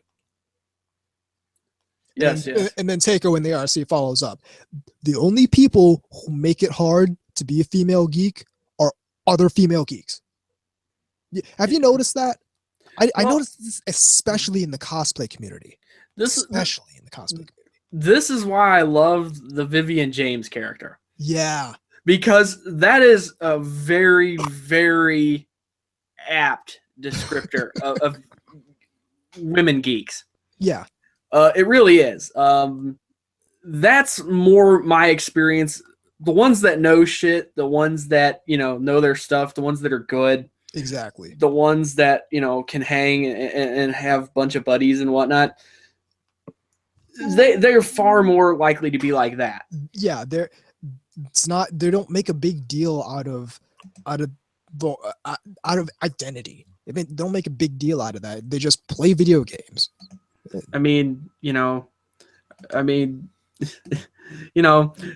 again, sometimes you do see the kind that kind of creep in and try to prey on kind of the there's no nice way to put this, the kind of loser stereotype. Yeah. They pretty much strip them from everything they have and leave them pretty much penniless. And again, you don't see this too often, but it does happen. Well, that's the sort of thing that happens in MMOs. Oh, for sure. when there's no even proof that you're actually a woman. When they have no way of telling, just it's a female night elf. It must be a woman playing this female night elf. Must be. Absolutely must be. I will give them actual real life girl behind this female night elf. And it's really someone that looks like George Costanza. Anyway, no. You're totally right about this. That actually is funny. The other time, that seems to be a cosplay community issue too. It is. This kind of thing is rampant in the cosplay community. And I've seen it. I don't get it. Heroes of cosplay. Yeah, exactly. That's that shit's real. I don't know why it's real. I don't get why it needs to be real, but it's real. Look, I know this is going to sound harsh, and maybe this is going to make me sound like a dick, and okay, whatever. So I sound like a dick. No amount of skilled blowjobs will give you the information that no amount of skilled blowjobs will give you the info that legacy people have. Hey, that's a time thing, man. It's like I said. Watch anime for 10 years, and then you'll be at our level. It's like that's the only way you're gonna. That's like if someone wants to be as good at me as Virtualon. Okay, well, what you need to do is go back to When was 1995? It's, 1995. 22 years ago. Yeah, you need to, if you want to be as good at me at Virtual Lawn, you need to start playing Virtual Lawn 22 years ago. Well, That's it. Why is this so difficult for people to accept? Just because these are people that want shortcuts and they're used to getting them everywhere in life, and it's like, and there aren't any for something like that. I can't even like I will still defer to you two guys because you two have more skin in this game than I do as far as experience watching anime. You've been watching anime for years longer than I have. Like I to a certain extent, I feel out of my league. Like when you two talking about like old anime that I still haven't seen, is like I'm still out of my league there, and I recognize that. I don't get why. Because to me it's fun, like actually learning about this stuff. Well, yeah, because I'm actually into anime. That's what it comes down to. That's because you actually like this stuff.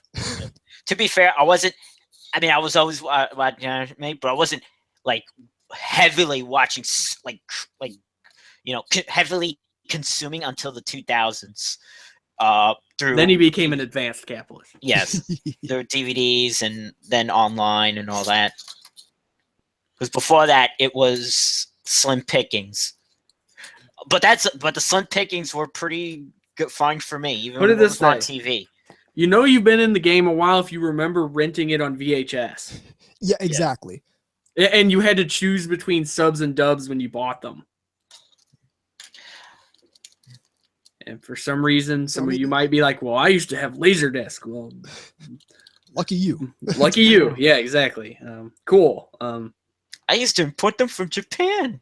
But it's like, and like, are you a stockbroker? I feel funny whenever I comment about how this medium was built by crazy obsessive people in the early 80s who traded tapes back and forth to Japan because I wasn't there to do that, but yeah. I encountered so many people just don't seem to understand like that paradigm where it's like all these crazy people out here, and realistically what it comes down to is the passionate people built this fandom so we could so what we end up with now is all these dispassionate people. It's easy to play King of the Mountain when you're dropped off on top of it. Yeah, exactly. I mean, you know. It's stupid. It's like I think where do you come off with this shit? I think that's a problem in nerd culture in general. Like with you're all nerd media. If you're doing anime commentary and you still think otaku is a bad thing, shut your site down. Shut your site down. Go back to watching anime. Go back to watching anime from the beginning. Go back to the old shonen fighting shows you started with and start there. Sounds like ridiculous. Sounds like a certain other podcast that loves to shit on other people, hates most anime, but thinks like, oh, but that 10% is so good, but I have to shit on all these other things and other people that like them. And well, no, it's not even that, VZ. There are some like people who work in the industry who still think otaku is a bad thing. Like how do you have skin in the game in this industry, and you still say you parade the word otaku around like it's a pejorative, like it's some sort of insult. Still in this 1989, 1990 mentality, right after the Miyazaki murders happened, when the Japanese media manufactured this negative image of otaku because that was profitable at the time, when realistically, it basically stopped then, and otaku held up this market for 30 years. Like I said, it's easy. It's easy to be king of the mountain when someone drops you on top of it. You don't have to climb up it. Let's start knocking some of these people off the mountain. They don't deserve to be on the mountain. Who, like, what kind of person gets into an industry and doesn't even understand it? Fundamentally does Someone not who originally was understand- aiming for a little higher. Yeah, exactly. So fundamentally does not understand the anime industry, the history of the anime industry, the type of people in the anime community, fundamentally misunderstands, fundamentally refuses to understand who these people are, what they do. And That's why I like take it when the Peter Pan. RC says entitlement, and to a certain extent, yeah, it's entitlement, but at the same time, these are people who work in the industry. One of these people I'm talking about, like, licenses manga. Like, okay, you produce this stuff, your company produces this stuff, but you still don't understand the history of this medium? What are you doing? That would be like if I started a Harley Davidson dealership, and my image of bikers was still like a huge guy with a giant ass beard who Listens to ZZ Top. listens to ZZ Top and like wears one of those like old Prussian helmets with the spike on top. Like, and if I thought every single biker was like that, and I tried to start a Harley Davidson dealership. Hey, some of them are dentists. Yeah, it's like They're weekend riders, but yeah, you have that big a misconception about, and this is one of the core things about this entire industry and this fandom is otaku. They propped up this medium for the past few decades. So why are we still getting this wrong? Why are industry people still getting this wrong? VZ, you and I went off on that one Answer Man article because he got it wrong. Because at that point, they're lying to people. And again, Oh yeah, the whole my first thing is, why are you lying to people? Why do you need to lie to people? this whole it's niche. yeah, Heat level critical. yeah, but that doesn't make sense with the other things that the same people say. Like they say that this is affecting the birth rate, or it's Yeah, it can't be both. It can't no, these things are diametrically opposed. They cannot both be at the same time. can't say that it is the direct cause, but then No. say, oh, it's a tiny niche that Realistically, they're looking for reasons why it's bad. This is the direct cause of the birth rate decline, so it's bad. Despite the fact that Even all though first world nations Well, no, are experiencing that. Well, here's the thing about that in particular. And it's not at a replacement level, so there actually is a crisis going on with the birth rate. But these people don't actually care about that. They care about finding reasons why stuff they don't like is bad. So they go on. No, what they really it's contributing to the birth rate crisis, so it's bad. But it's also a super niche. So they think that the industry's not making enough money off of them. When Here's what they're worried realistically, realistically, if the industry wasn't making money off of them, they wouldn't cater to them as much. Here's what they're really worried about: anime going away when the population declines. That's what they're worried about. That's DC. They're not even worried about that. That's too long-term thinking. Their thing is, I need to find reasons why this thing I don't like is objectively bad. That's all. That's their entire mentality. Because if we were talking about the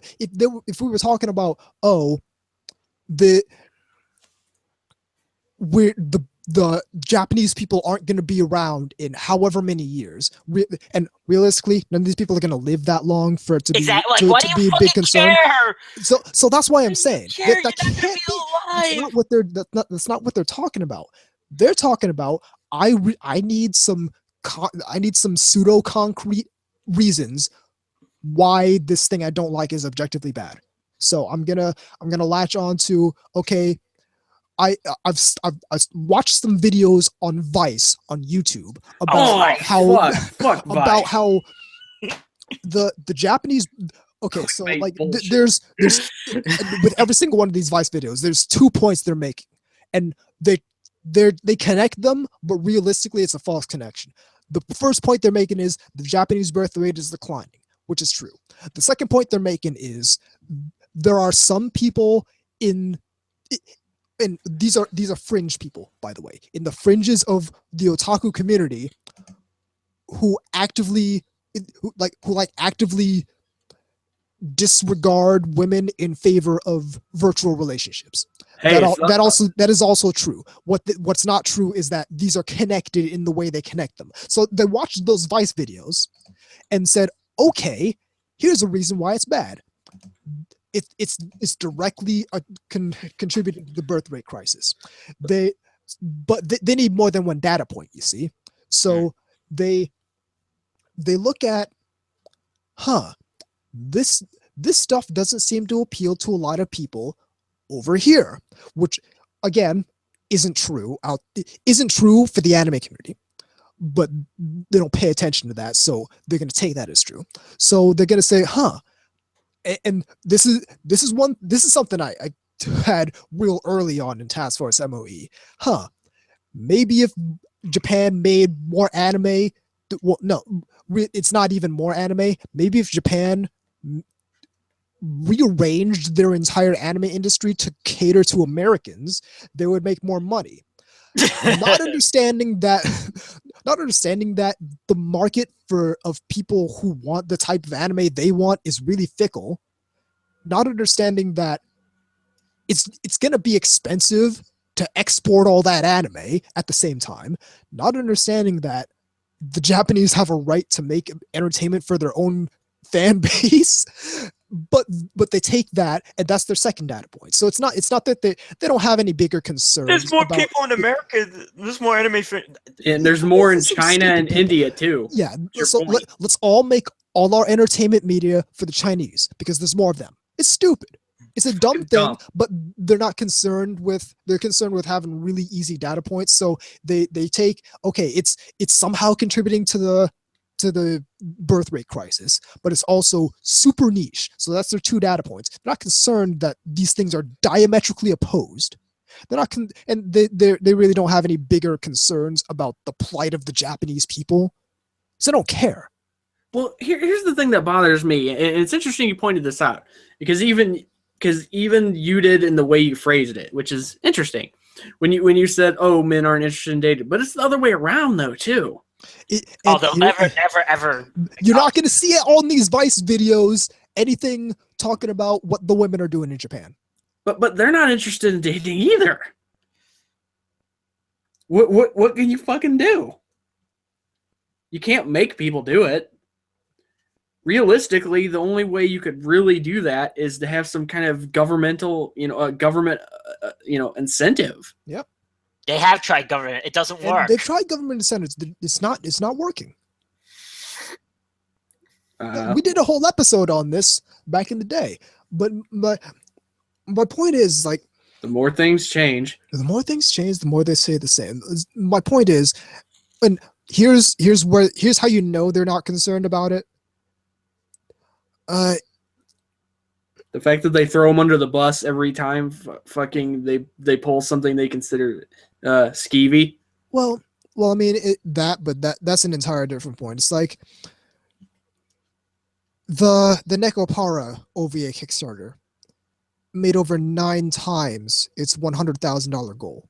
Yeah, so there you go. $900-something thousand got pledged to this Kickstarter to make a Nekopara OVA. Like a one-shot, one-episode OVA of this visual novel that got really big.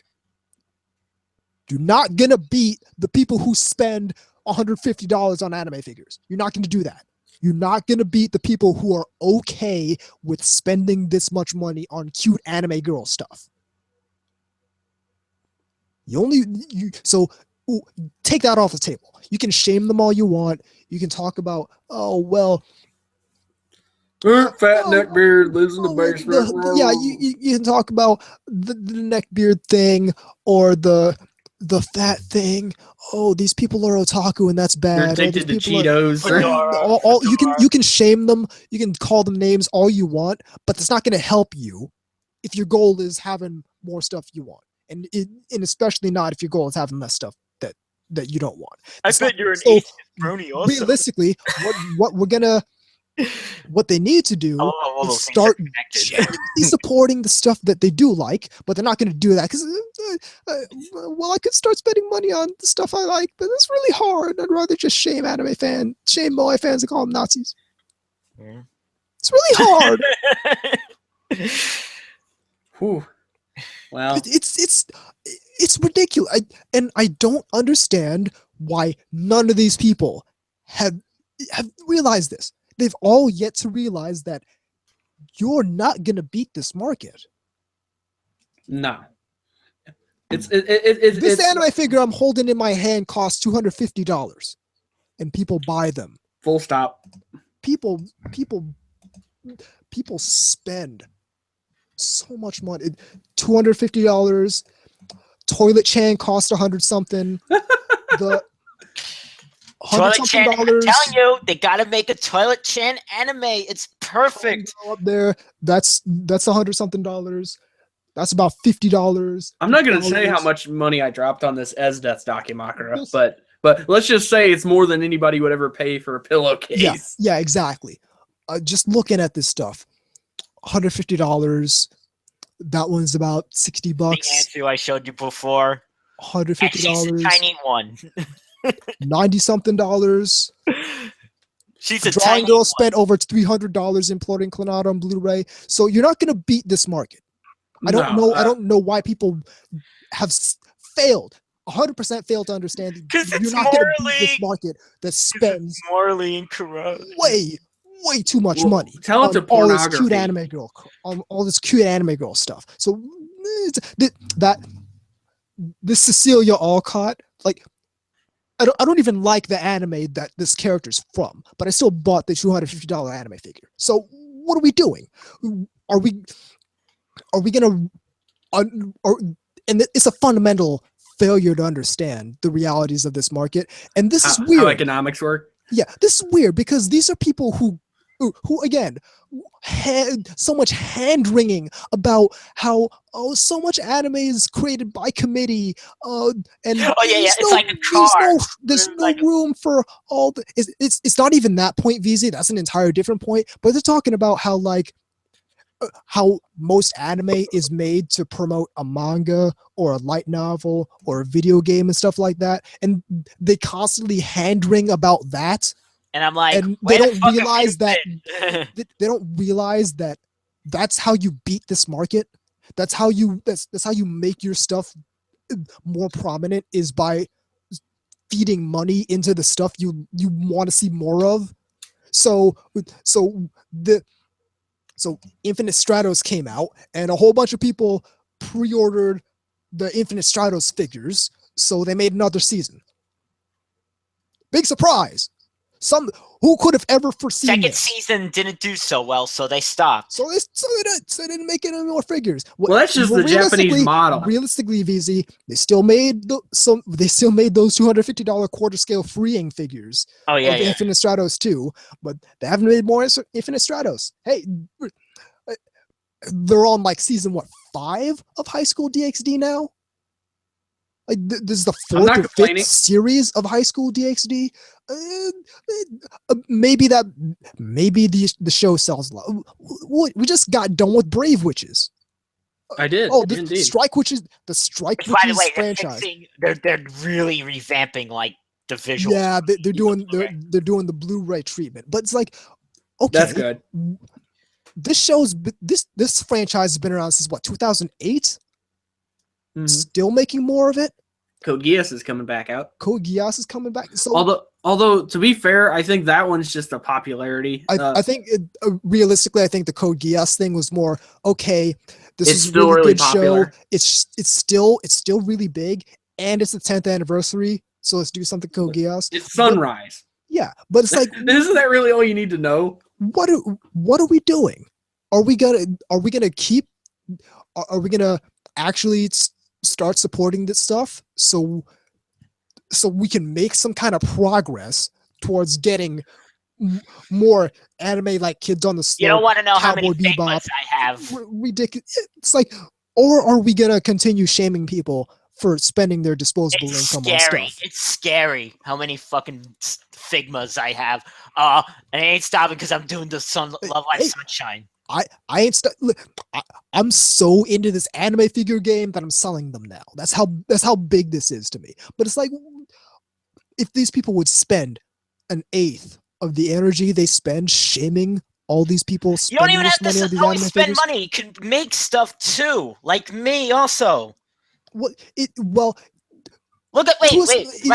Here's the thing, VZ. Fucking Idolmaster drawings. Here's Idolmaster drawings. the thing, though, VZ. That Obsessed. takes more effort than buying stuff. That literally takes more effort. That all you need to do is, okay, they have a show. I can put you through the process right now. Let's go to Shinakiba. Let's look at all products. This while the page loads. Jesus Christ. Oh, cool. This 1/7 scale REM figure looks really nice. It costs $125. I'm gonna. Oh, okay. I'm put in my information: first name, last name, address, mailing address. Submit. Okay. Now when that shit comes out, you're gonna get an invoice and $125 later. There's a REM figure at your door now. It's not hard. It's really easy. The whole creating media thing. Rem and who's the other one? Ram. Ram and Rem they're both getting Figma, by the way. Yeah, they are. So not surprising. a lot of pre-orders are going to come in for that, and it's really easy. It's not hard. See, the whole thing about drawing is that takes a lot of effort. That takes a lot of talent. It takes a lot of time. When literally you could see something you like and have it on its way to your door in 5 minutes, but they don't do that. And just wait until they get the clearances to get the drone delivery. Oh, you'll be getting it the fucking day you order it. Anime girl drones, let's go. Oh no, I'm not. That's not what I was talking about. No, I'm. When I say anime girl drones, I mean drones delivering anime girls. No, because I'm thinking of anthropomorphic fucking drones. There's that work for fucking Amazon or something, you know. And no, yeah, they're drones, and they look like Strike/Brave Witches, and they fly the package to you. Yeah, let's go. But that's what I'm saying. It's not hard to actually support the stuff you want to see more of, but they're so focused on instead let's try to shame these people to try and push them into the dark corner. And you're not going to do that when like you're still going to lose though. No, you can't shame someone who's already spending $125 on figures. Oh no. You can't shame someone out of that. If I'm okay with spending $125 on what is realistically a piece of PVC that they shaped in the right way and painted, if I'm okay with doing that, you're not going to shame me out of doing that. The $125 is worth more to me than some idiot on Twitter calling me whatever for owning all this stuff that realistically is the mark of that I just have the income to be able to afford this. Also, don't base otaku on that melon pan guy, because even I can't stand him. Don't base otaku on stupid stereotypes. I can't stand that guy. Don't base otaku on. I think we need to wrap it up, man. On dumb stereotypes that's like, hey, we still got a third segment. This shit isn't. I really hate this shit that isn't the case. Blight. Why are we doing this? Blight. I'm about to overload my aggression inhibitors. We're up against the break right now. Keep it right here on NTR Radio. And see, I thought I was going to be the one that was mad this time. No, this really. Numus is mad. Part 9, whatever it is. Mad episode 35. Anubis is mad again. Find Anubis, they're just called Anubis is Anubis mad again. It's a mad Anubis. I need to find the Stardust Speedway past mix because that always calms me down. It's a mad Anubis show. That's it.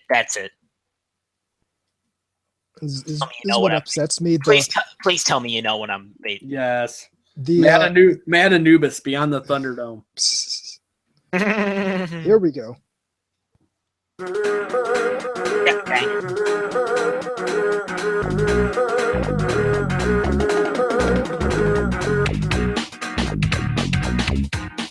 Going I on can't get vacation. over this. I can't even get over the vocal riff at the beginning of that track. It's just amazing. Could somebody hook me up with a passage to Hydro City Zone? Perhaps take a walk through the Marble Garden. Anubis is like, don't even mention Carnival Night. We're not going to that zone. Going directly to Ice Cap. Go directly to Ice Cap. Do not pass Carnival Not past Night. Carnival Night.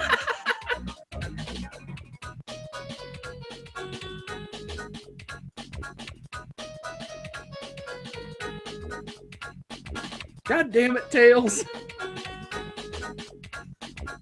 This is why you don't play with auto-controlled second player. Don't play with both characters on Sonic 2. It's just No, the not worst. 3 is possible. fine. 3, it's fine. Yeah, three's fine. 'Cause you But don't 2, holy shit, it will fuck you over. run down that 2, have Tails hit every bomb on the way down there. It's just like, do you want Supersonic or not? So it's like that's why I like the version they had in Sonic 3D Blast, because that one Tails just drops you off. He does not get involved in the tube at any point in time. Just okay, listen, we did this whole thing in Sonic 2. It didn't work All we know is I'm gonna hit every single bomb on the way through. So it's because Sonic, my AI it's is all fucking you. It's all you. I'm just gonna fly off and hang out in the Green Grove zone. Yeah, seriously, I'm just gonna go hang out in the Mushroom Hill. Mushroom Hill. Do I have or do I still need to? Yeah, I still need to get the Sonic 1, 2, and 3 soundtracks on here. Do you have Good Future Stardust Speedway? I have every Stardust Speedway. I just Okay. need to find it because the US or Japanese. US. Yeah, sorry. Yeah, I need He's to find it requesting. because here's the thing, and I don't know why it did this, but it splits the Sonic CD soundtrack into not 2, which is the sensible thing to do. It splits it into 5 different albums. Why? I don't know. Good Future Stardust Speedway Zone. That's it, yeah.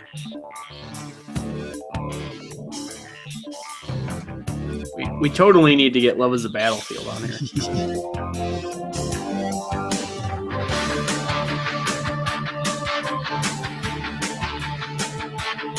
Yeah, by the way, that Stardust Speedway pass mix didn't work. I'm still mad. Ouch. It's just it's so ridiculously upsetting to me. Seeing 1, people lying, and 2, when we can't move past shaming people for liking what they like, even though it's not going to get anyone anywhere, even though that the real thing to do is stop crying and support your shit, but no one seems to want to do that. Like it's literally easier than what they're doing now. Do we have mail? We don't. Okay, I can go. Or at least I got something I could ramble about. Okay, give me the soundboard. Oh, you're gonna want to have that at disposal. Okay, I have a feeling. As long as we wrap up in 20 minutes, that's fine. Yeah, that'll be fine. We'll try. In 3, 2, 1. Welcome back to NTR Radio.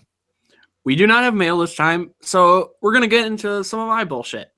I almost hit somebody today. Hey, cool. And you want me to get mad about something? It's bad drivers. Yeah. That is what I meant. I didn't mean like I punched him in the face. Okay. Now I don't know if this is a problem where you guys are at, because to be honest, you guys live in a slightly more urban area than I do. Not that I live in a fucking like farm or something, but it is probably more Urban. Out here Down in in the farm, the K-Dot's farm. har. But seriously, I don't know if you guys run across this, but this is the most obnoxious fucking thing in the world. Okay, when you're in the right lane, all right, you're just going on a straightaway. There's just nothing. There's no stop signs, nothing. Just okay.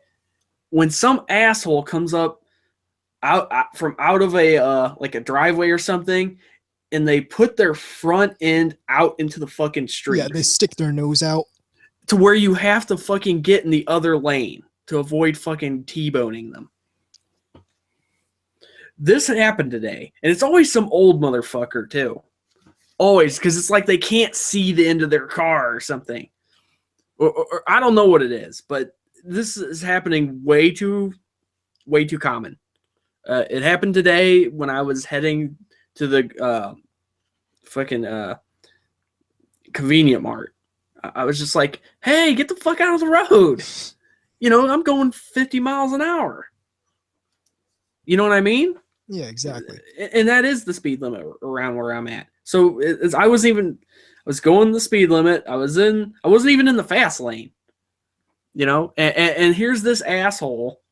Like, I mean, this thing was out far enough to where I had to get in the other lane. Yeah, if you didn't do anything, you would have. I would have just. It would have been catastrophic. Yeah, this person's front end would have been scrap, because I drive a truck, and that this was some fucking Pinto, some fucking like green Prius car shit or something. Mazda Miata. Yeah, exactly. Something that like if you hit it with a fucking 10-speed, it'd probably break. So there's that, that's always fun. Also another more driving unpleasantness. I had to run and get Arby's for a buddy of mine. They gave me a ring and say, hey, could you stop and right now because doesn't matter why, but I had to go get him some Arby's. Okay, not a big deal, it's right there. So when I'm coming back, I go, and they've got this set up really weird because it's got two entrances. It's one just coming off of a main road, and the other one you kind of have to like do this weird like hug around. And the thing is I went the hug around route because it was really the only way I could at the time. I couldn't slow down fast enough to take the other one. Right. And so I do, but the line for this drive-through is actually coming from the other direction. Oh. So I'm coming in to it, and I can't do anything because I can't just sit there and wait because there's people behind, that obviously. So I have to go get behind them. And when I'm trying to do that, there are people backing out of the fucking driveway that are sitting inside to eat. So I can't even get into the back of the line. And once I do, then there's people not only trying to continue coming in from the other direction, but then there's people coming in from the drive-through, from the other side of the drive-through where they've picked up their food and they're trying to leave. This was just poorly fucking designed. Yeah. As you can tell from my explanation. Almost hit somebody there. Again. And the thing is it's never my fault either. Like it's like it's not that I'm like tailing somebody or something, or I run a light or whatever. It's unbelievable. I hate to say it, but I think this general area does have some of the fucking worst drivers out there. Oh yeah, like you're talking to a guy from Boston, so I know exactly what a bad driver looks like. It's a drive with this mentality where I just assume everyone else on the road is a complete idiot. That's just how so I don't drive. run. Just so I don't. Just so I like- don't fucking nail somebody. Yeah, just so I don't get complacent. I drive defensively. Yeah, Absolutely. You have to be aggressive sometimes to even get out sometimes, but yeah. but otherwise it's defensive all the way. I mean, I don't know how many times I've had to slam on my brakes because somebody in front of me did that and decided they were going to turn left into the liquor store at the last minute without giving me a blinker or any of that shit. You know, it's just like, oh crap. Again, this is not to scare anybody that doesn't drive. It really isn't. I honestly think in most cases, it really depends on where you live. Like if you live out in the rural areas, this is not usually a problem. This is very much a city problem. Yeah. Because you got, that being said, we also have lights that aren't properly coordinated. Oof. You know what I mean? They don't line up properly. So they're not very smooth, if you know what I mean. So the Right. timing is off. So like normally you'll hit the red light, you'll hit the green light, and by the time you hit the next one, it turns green. Yeah. This isn't how it works. By the time you hit the next one, it's turning yellow. And you have to stop at every one of these things. Right. Now, some places are different. I don't know about your state, but at least in my state, we have a thing. It's kind of the unwritten or unspoken rule called right on red. Yep. That's Okay, the case not- here too. Not every state has that. I know that. But it's annoying. That's why I don't get really terribly mad about people that are from other states when they don't do it. Because it's just like, well, that might be something you get in trouble for in their state. I mean, I just don't care either way. Like it's like they don't have to, so I'm not gonna expect them to. Right. But sometimes you'll see weird things happen because of that, though. I'm trying to think. Oh, here's another one. This one was genuinely scary. I was trying to get. It's just this giant strip of places, right? And you got to get kind of in the middle median thing to where you can turn into it Right. when there's traffic, because there's people going this. You know, it's like a fucking 5-lane, I guess would be the right way. If Yeah. you're It's, counting the it's median. a shared left turn lane. Thank you. Yeah, and so I'm sitting there, and it's one of those things where I turn my blinker on, and I'm moving lazily, you know, to the left into the median so I can get to where I can turn into one of these places. Someone coming the other direction does the same thing. We're both in the same lane, nose to fucking nose. Because we're both like, what the fuck, you know? Exactly. Now that one, I don't really blame them on. That was just one of those. It happens, you know. Yeah. That's not really anybody's fault. That's just like, well, we both need to be in this area. We both turned at the same time, and it just happened that it just kind of went like into magnet level. Yeah, you know, exactly. ding. Hopefully you get lucky and somebody on the side sees what's going on and they kind of let you go. Right. If not, well, yeah, it's not fun. But so, and these are all things that have happened in the last just fucking this month. Other fun things are when you are trying to pull out of a like there's this gas station. It's kind of weird. If you do not want to try to take a left out of this thing, I don't go to any gas station I can't easily get out of in a timely manner. this is horrible. Like put it this way, you're better off leaving, going right, and then flipping around. Yeah. And there are certain places where this is definitely advised to do. Because if you try to take a left, you're never getting out of there. Never. You practically would have to be, there just have to not be fucking cars coming. And, well, you know, that ain't going to You gotta happen. luck out for that. Yeah, that is completely, you know, cross your fingers shit there. Interesting stuff. But here's the thing that killed me. When I was at the gas station filling up my tank, again, I don't know if you're going to talk and understand this, but there's one thing I absolutely hate when you're paying. Now, I went inside because I don't like using fucking credit or debit at a machine like that. I always do that. Because 3 times people I know have had their things stolen this way. I don't know how it's happening, but it's happening somehow. Okay. So it's made me very cautious about that. So I tend to go in more. Which I know somebody's like, well, yeah, that's your problem. Well, I don't trust the area as far as the gas pumps go then. Because somehow they're getting these numbers, you know.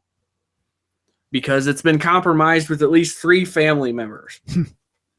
3 different ones at that. All doing that. Anyway, I went in there, and waiting in line doesn't bother me at the pump so much, you know what I mean? But there is one thing that does, and it's when the person in front of you buys like 50 fucking lotto tickets. Scratch and win tickets. And they pick them out one at a time, and it takes forever. It's just like, yeah, I want that one. I want that one. And it's one of those things like when somebody pays with pennies. Yeah. Mhm. And it's like, you're doing this to piss me off, aren't you? Which they're probably not. I don't know. I mean, am I just impatient? I mean, because that seems really fucking obnoxious. I don't know.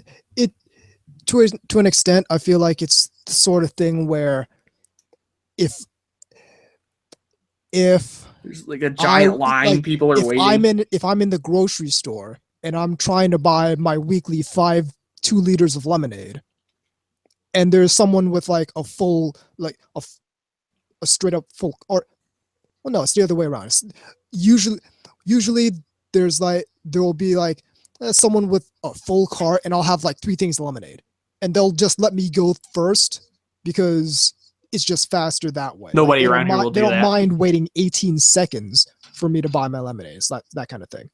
Yeah, nobody around here will do that. Yeah, that's weird.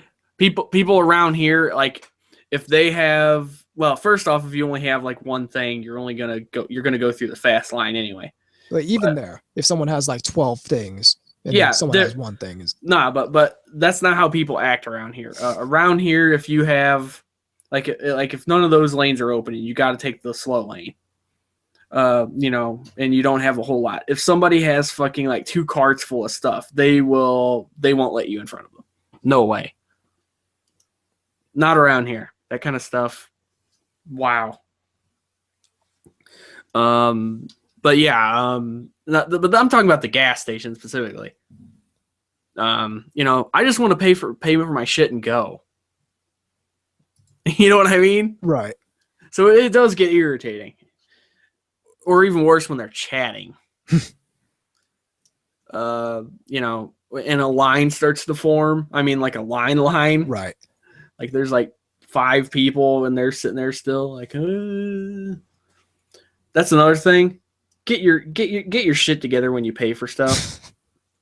Seriously. No, if you're paying for something with a check, there's no reason for you not to at least have part of it filled out before Right. you're up there. That's really stupid. Again, I mean, I don't even know anybody that pays for shit hardly with checks anymore. I think we should wrap up because I am getting really sleepy now. Alrighty. Yeah. Sorry, let's call it a show. Yeah, I'm sorry I wasn't as energetic this show as, you know. I think this is certainly a topic we can revisit because It I ain't know gonna I'm get any- still mad. It's not going to get any better anytime soon. Anyway, that's the show. I actually got a little surprise for you in this little outro here going forward. The email address is NTR Radio. Why am I so bad? Hey. Oh, I thought you were going to play the horn. Yes. The email address is ntrradio@gmail.com. The website is ntrradio.net. Bought a new domain name. It still Uh-huh. redirects to the same place, but I do intend to build an entire website about this. Oh, cool. Hit us You're up keeping on secrets, Twitter man. at TENU. Well, realistically, I was gonna reveal that last week, but we didn't record last week because I bought it like 2 weeks ago. But anyway, so Oh shit. hit us up on Twitter at TENubis, at VZMK2, at classic_KGods. Check out VZ stuff at vzmk2.moy and mekagatai.wordpress.v. Once again, check out VZ stuff at vzmk2moy and mekagatai.wordpress.com. Check out yashike.moe. Also check out shinikiba.moe for all your half-naked anime girls. Check out the Bakugaijin show and Otaku Midnight because both of them are really good. I'm Time Enforcer Nubis. I'm K-Gods. I'm VZ Mark II. And even though I'm still mad every time we say it, this is NTR Radio.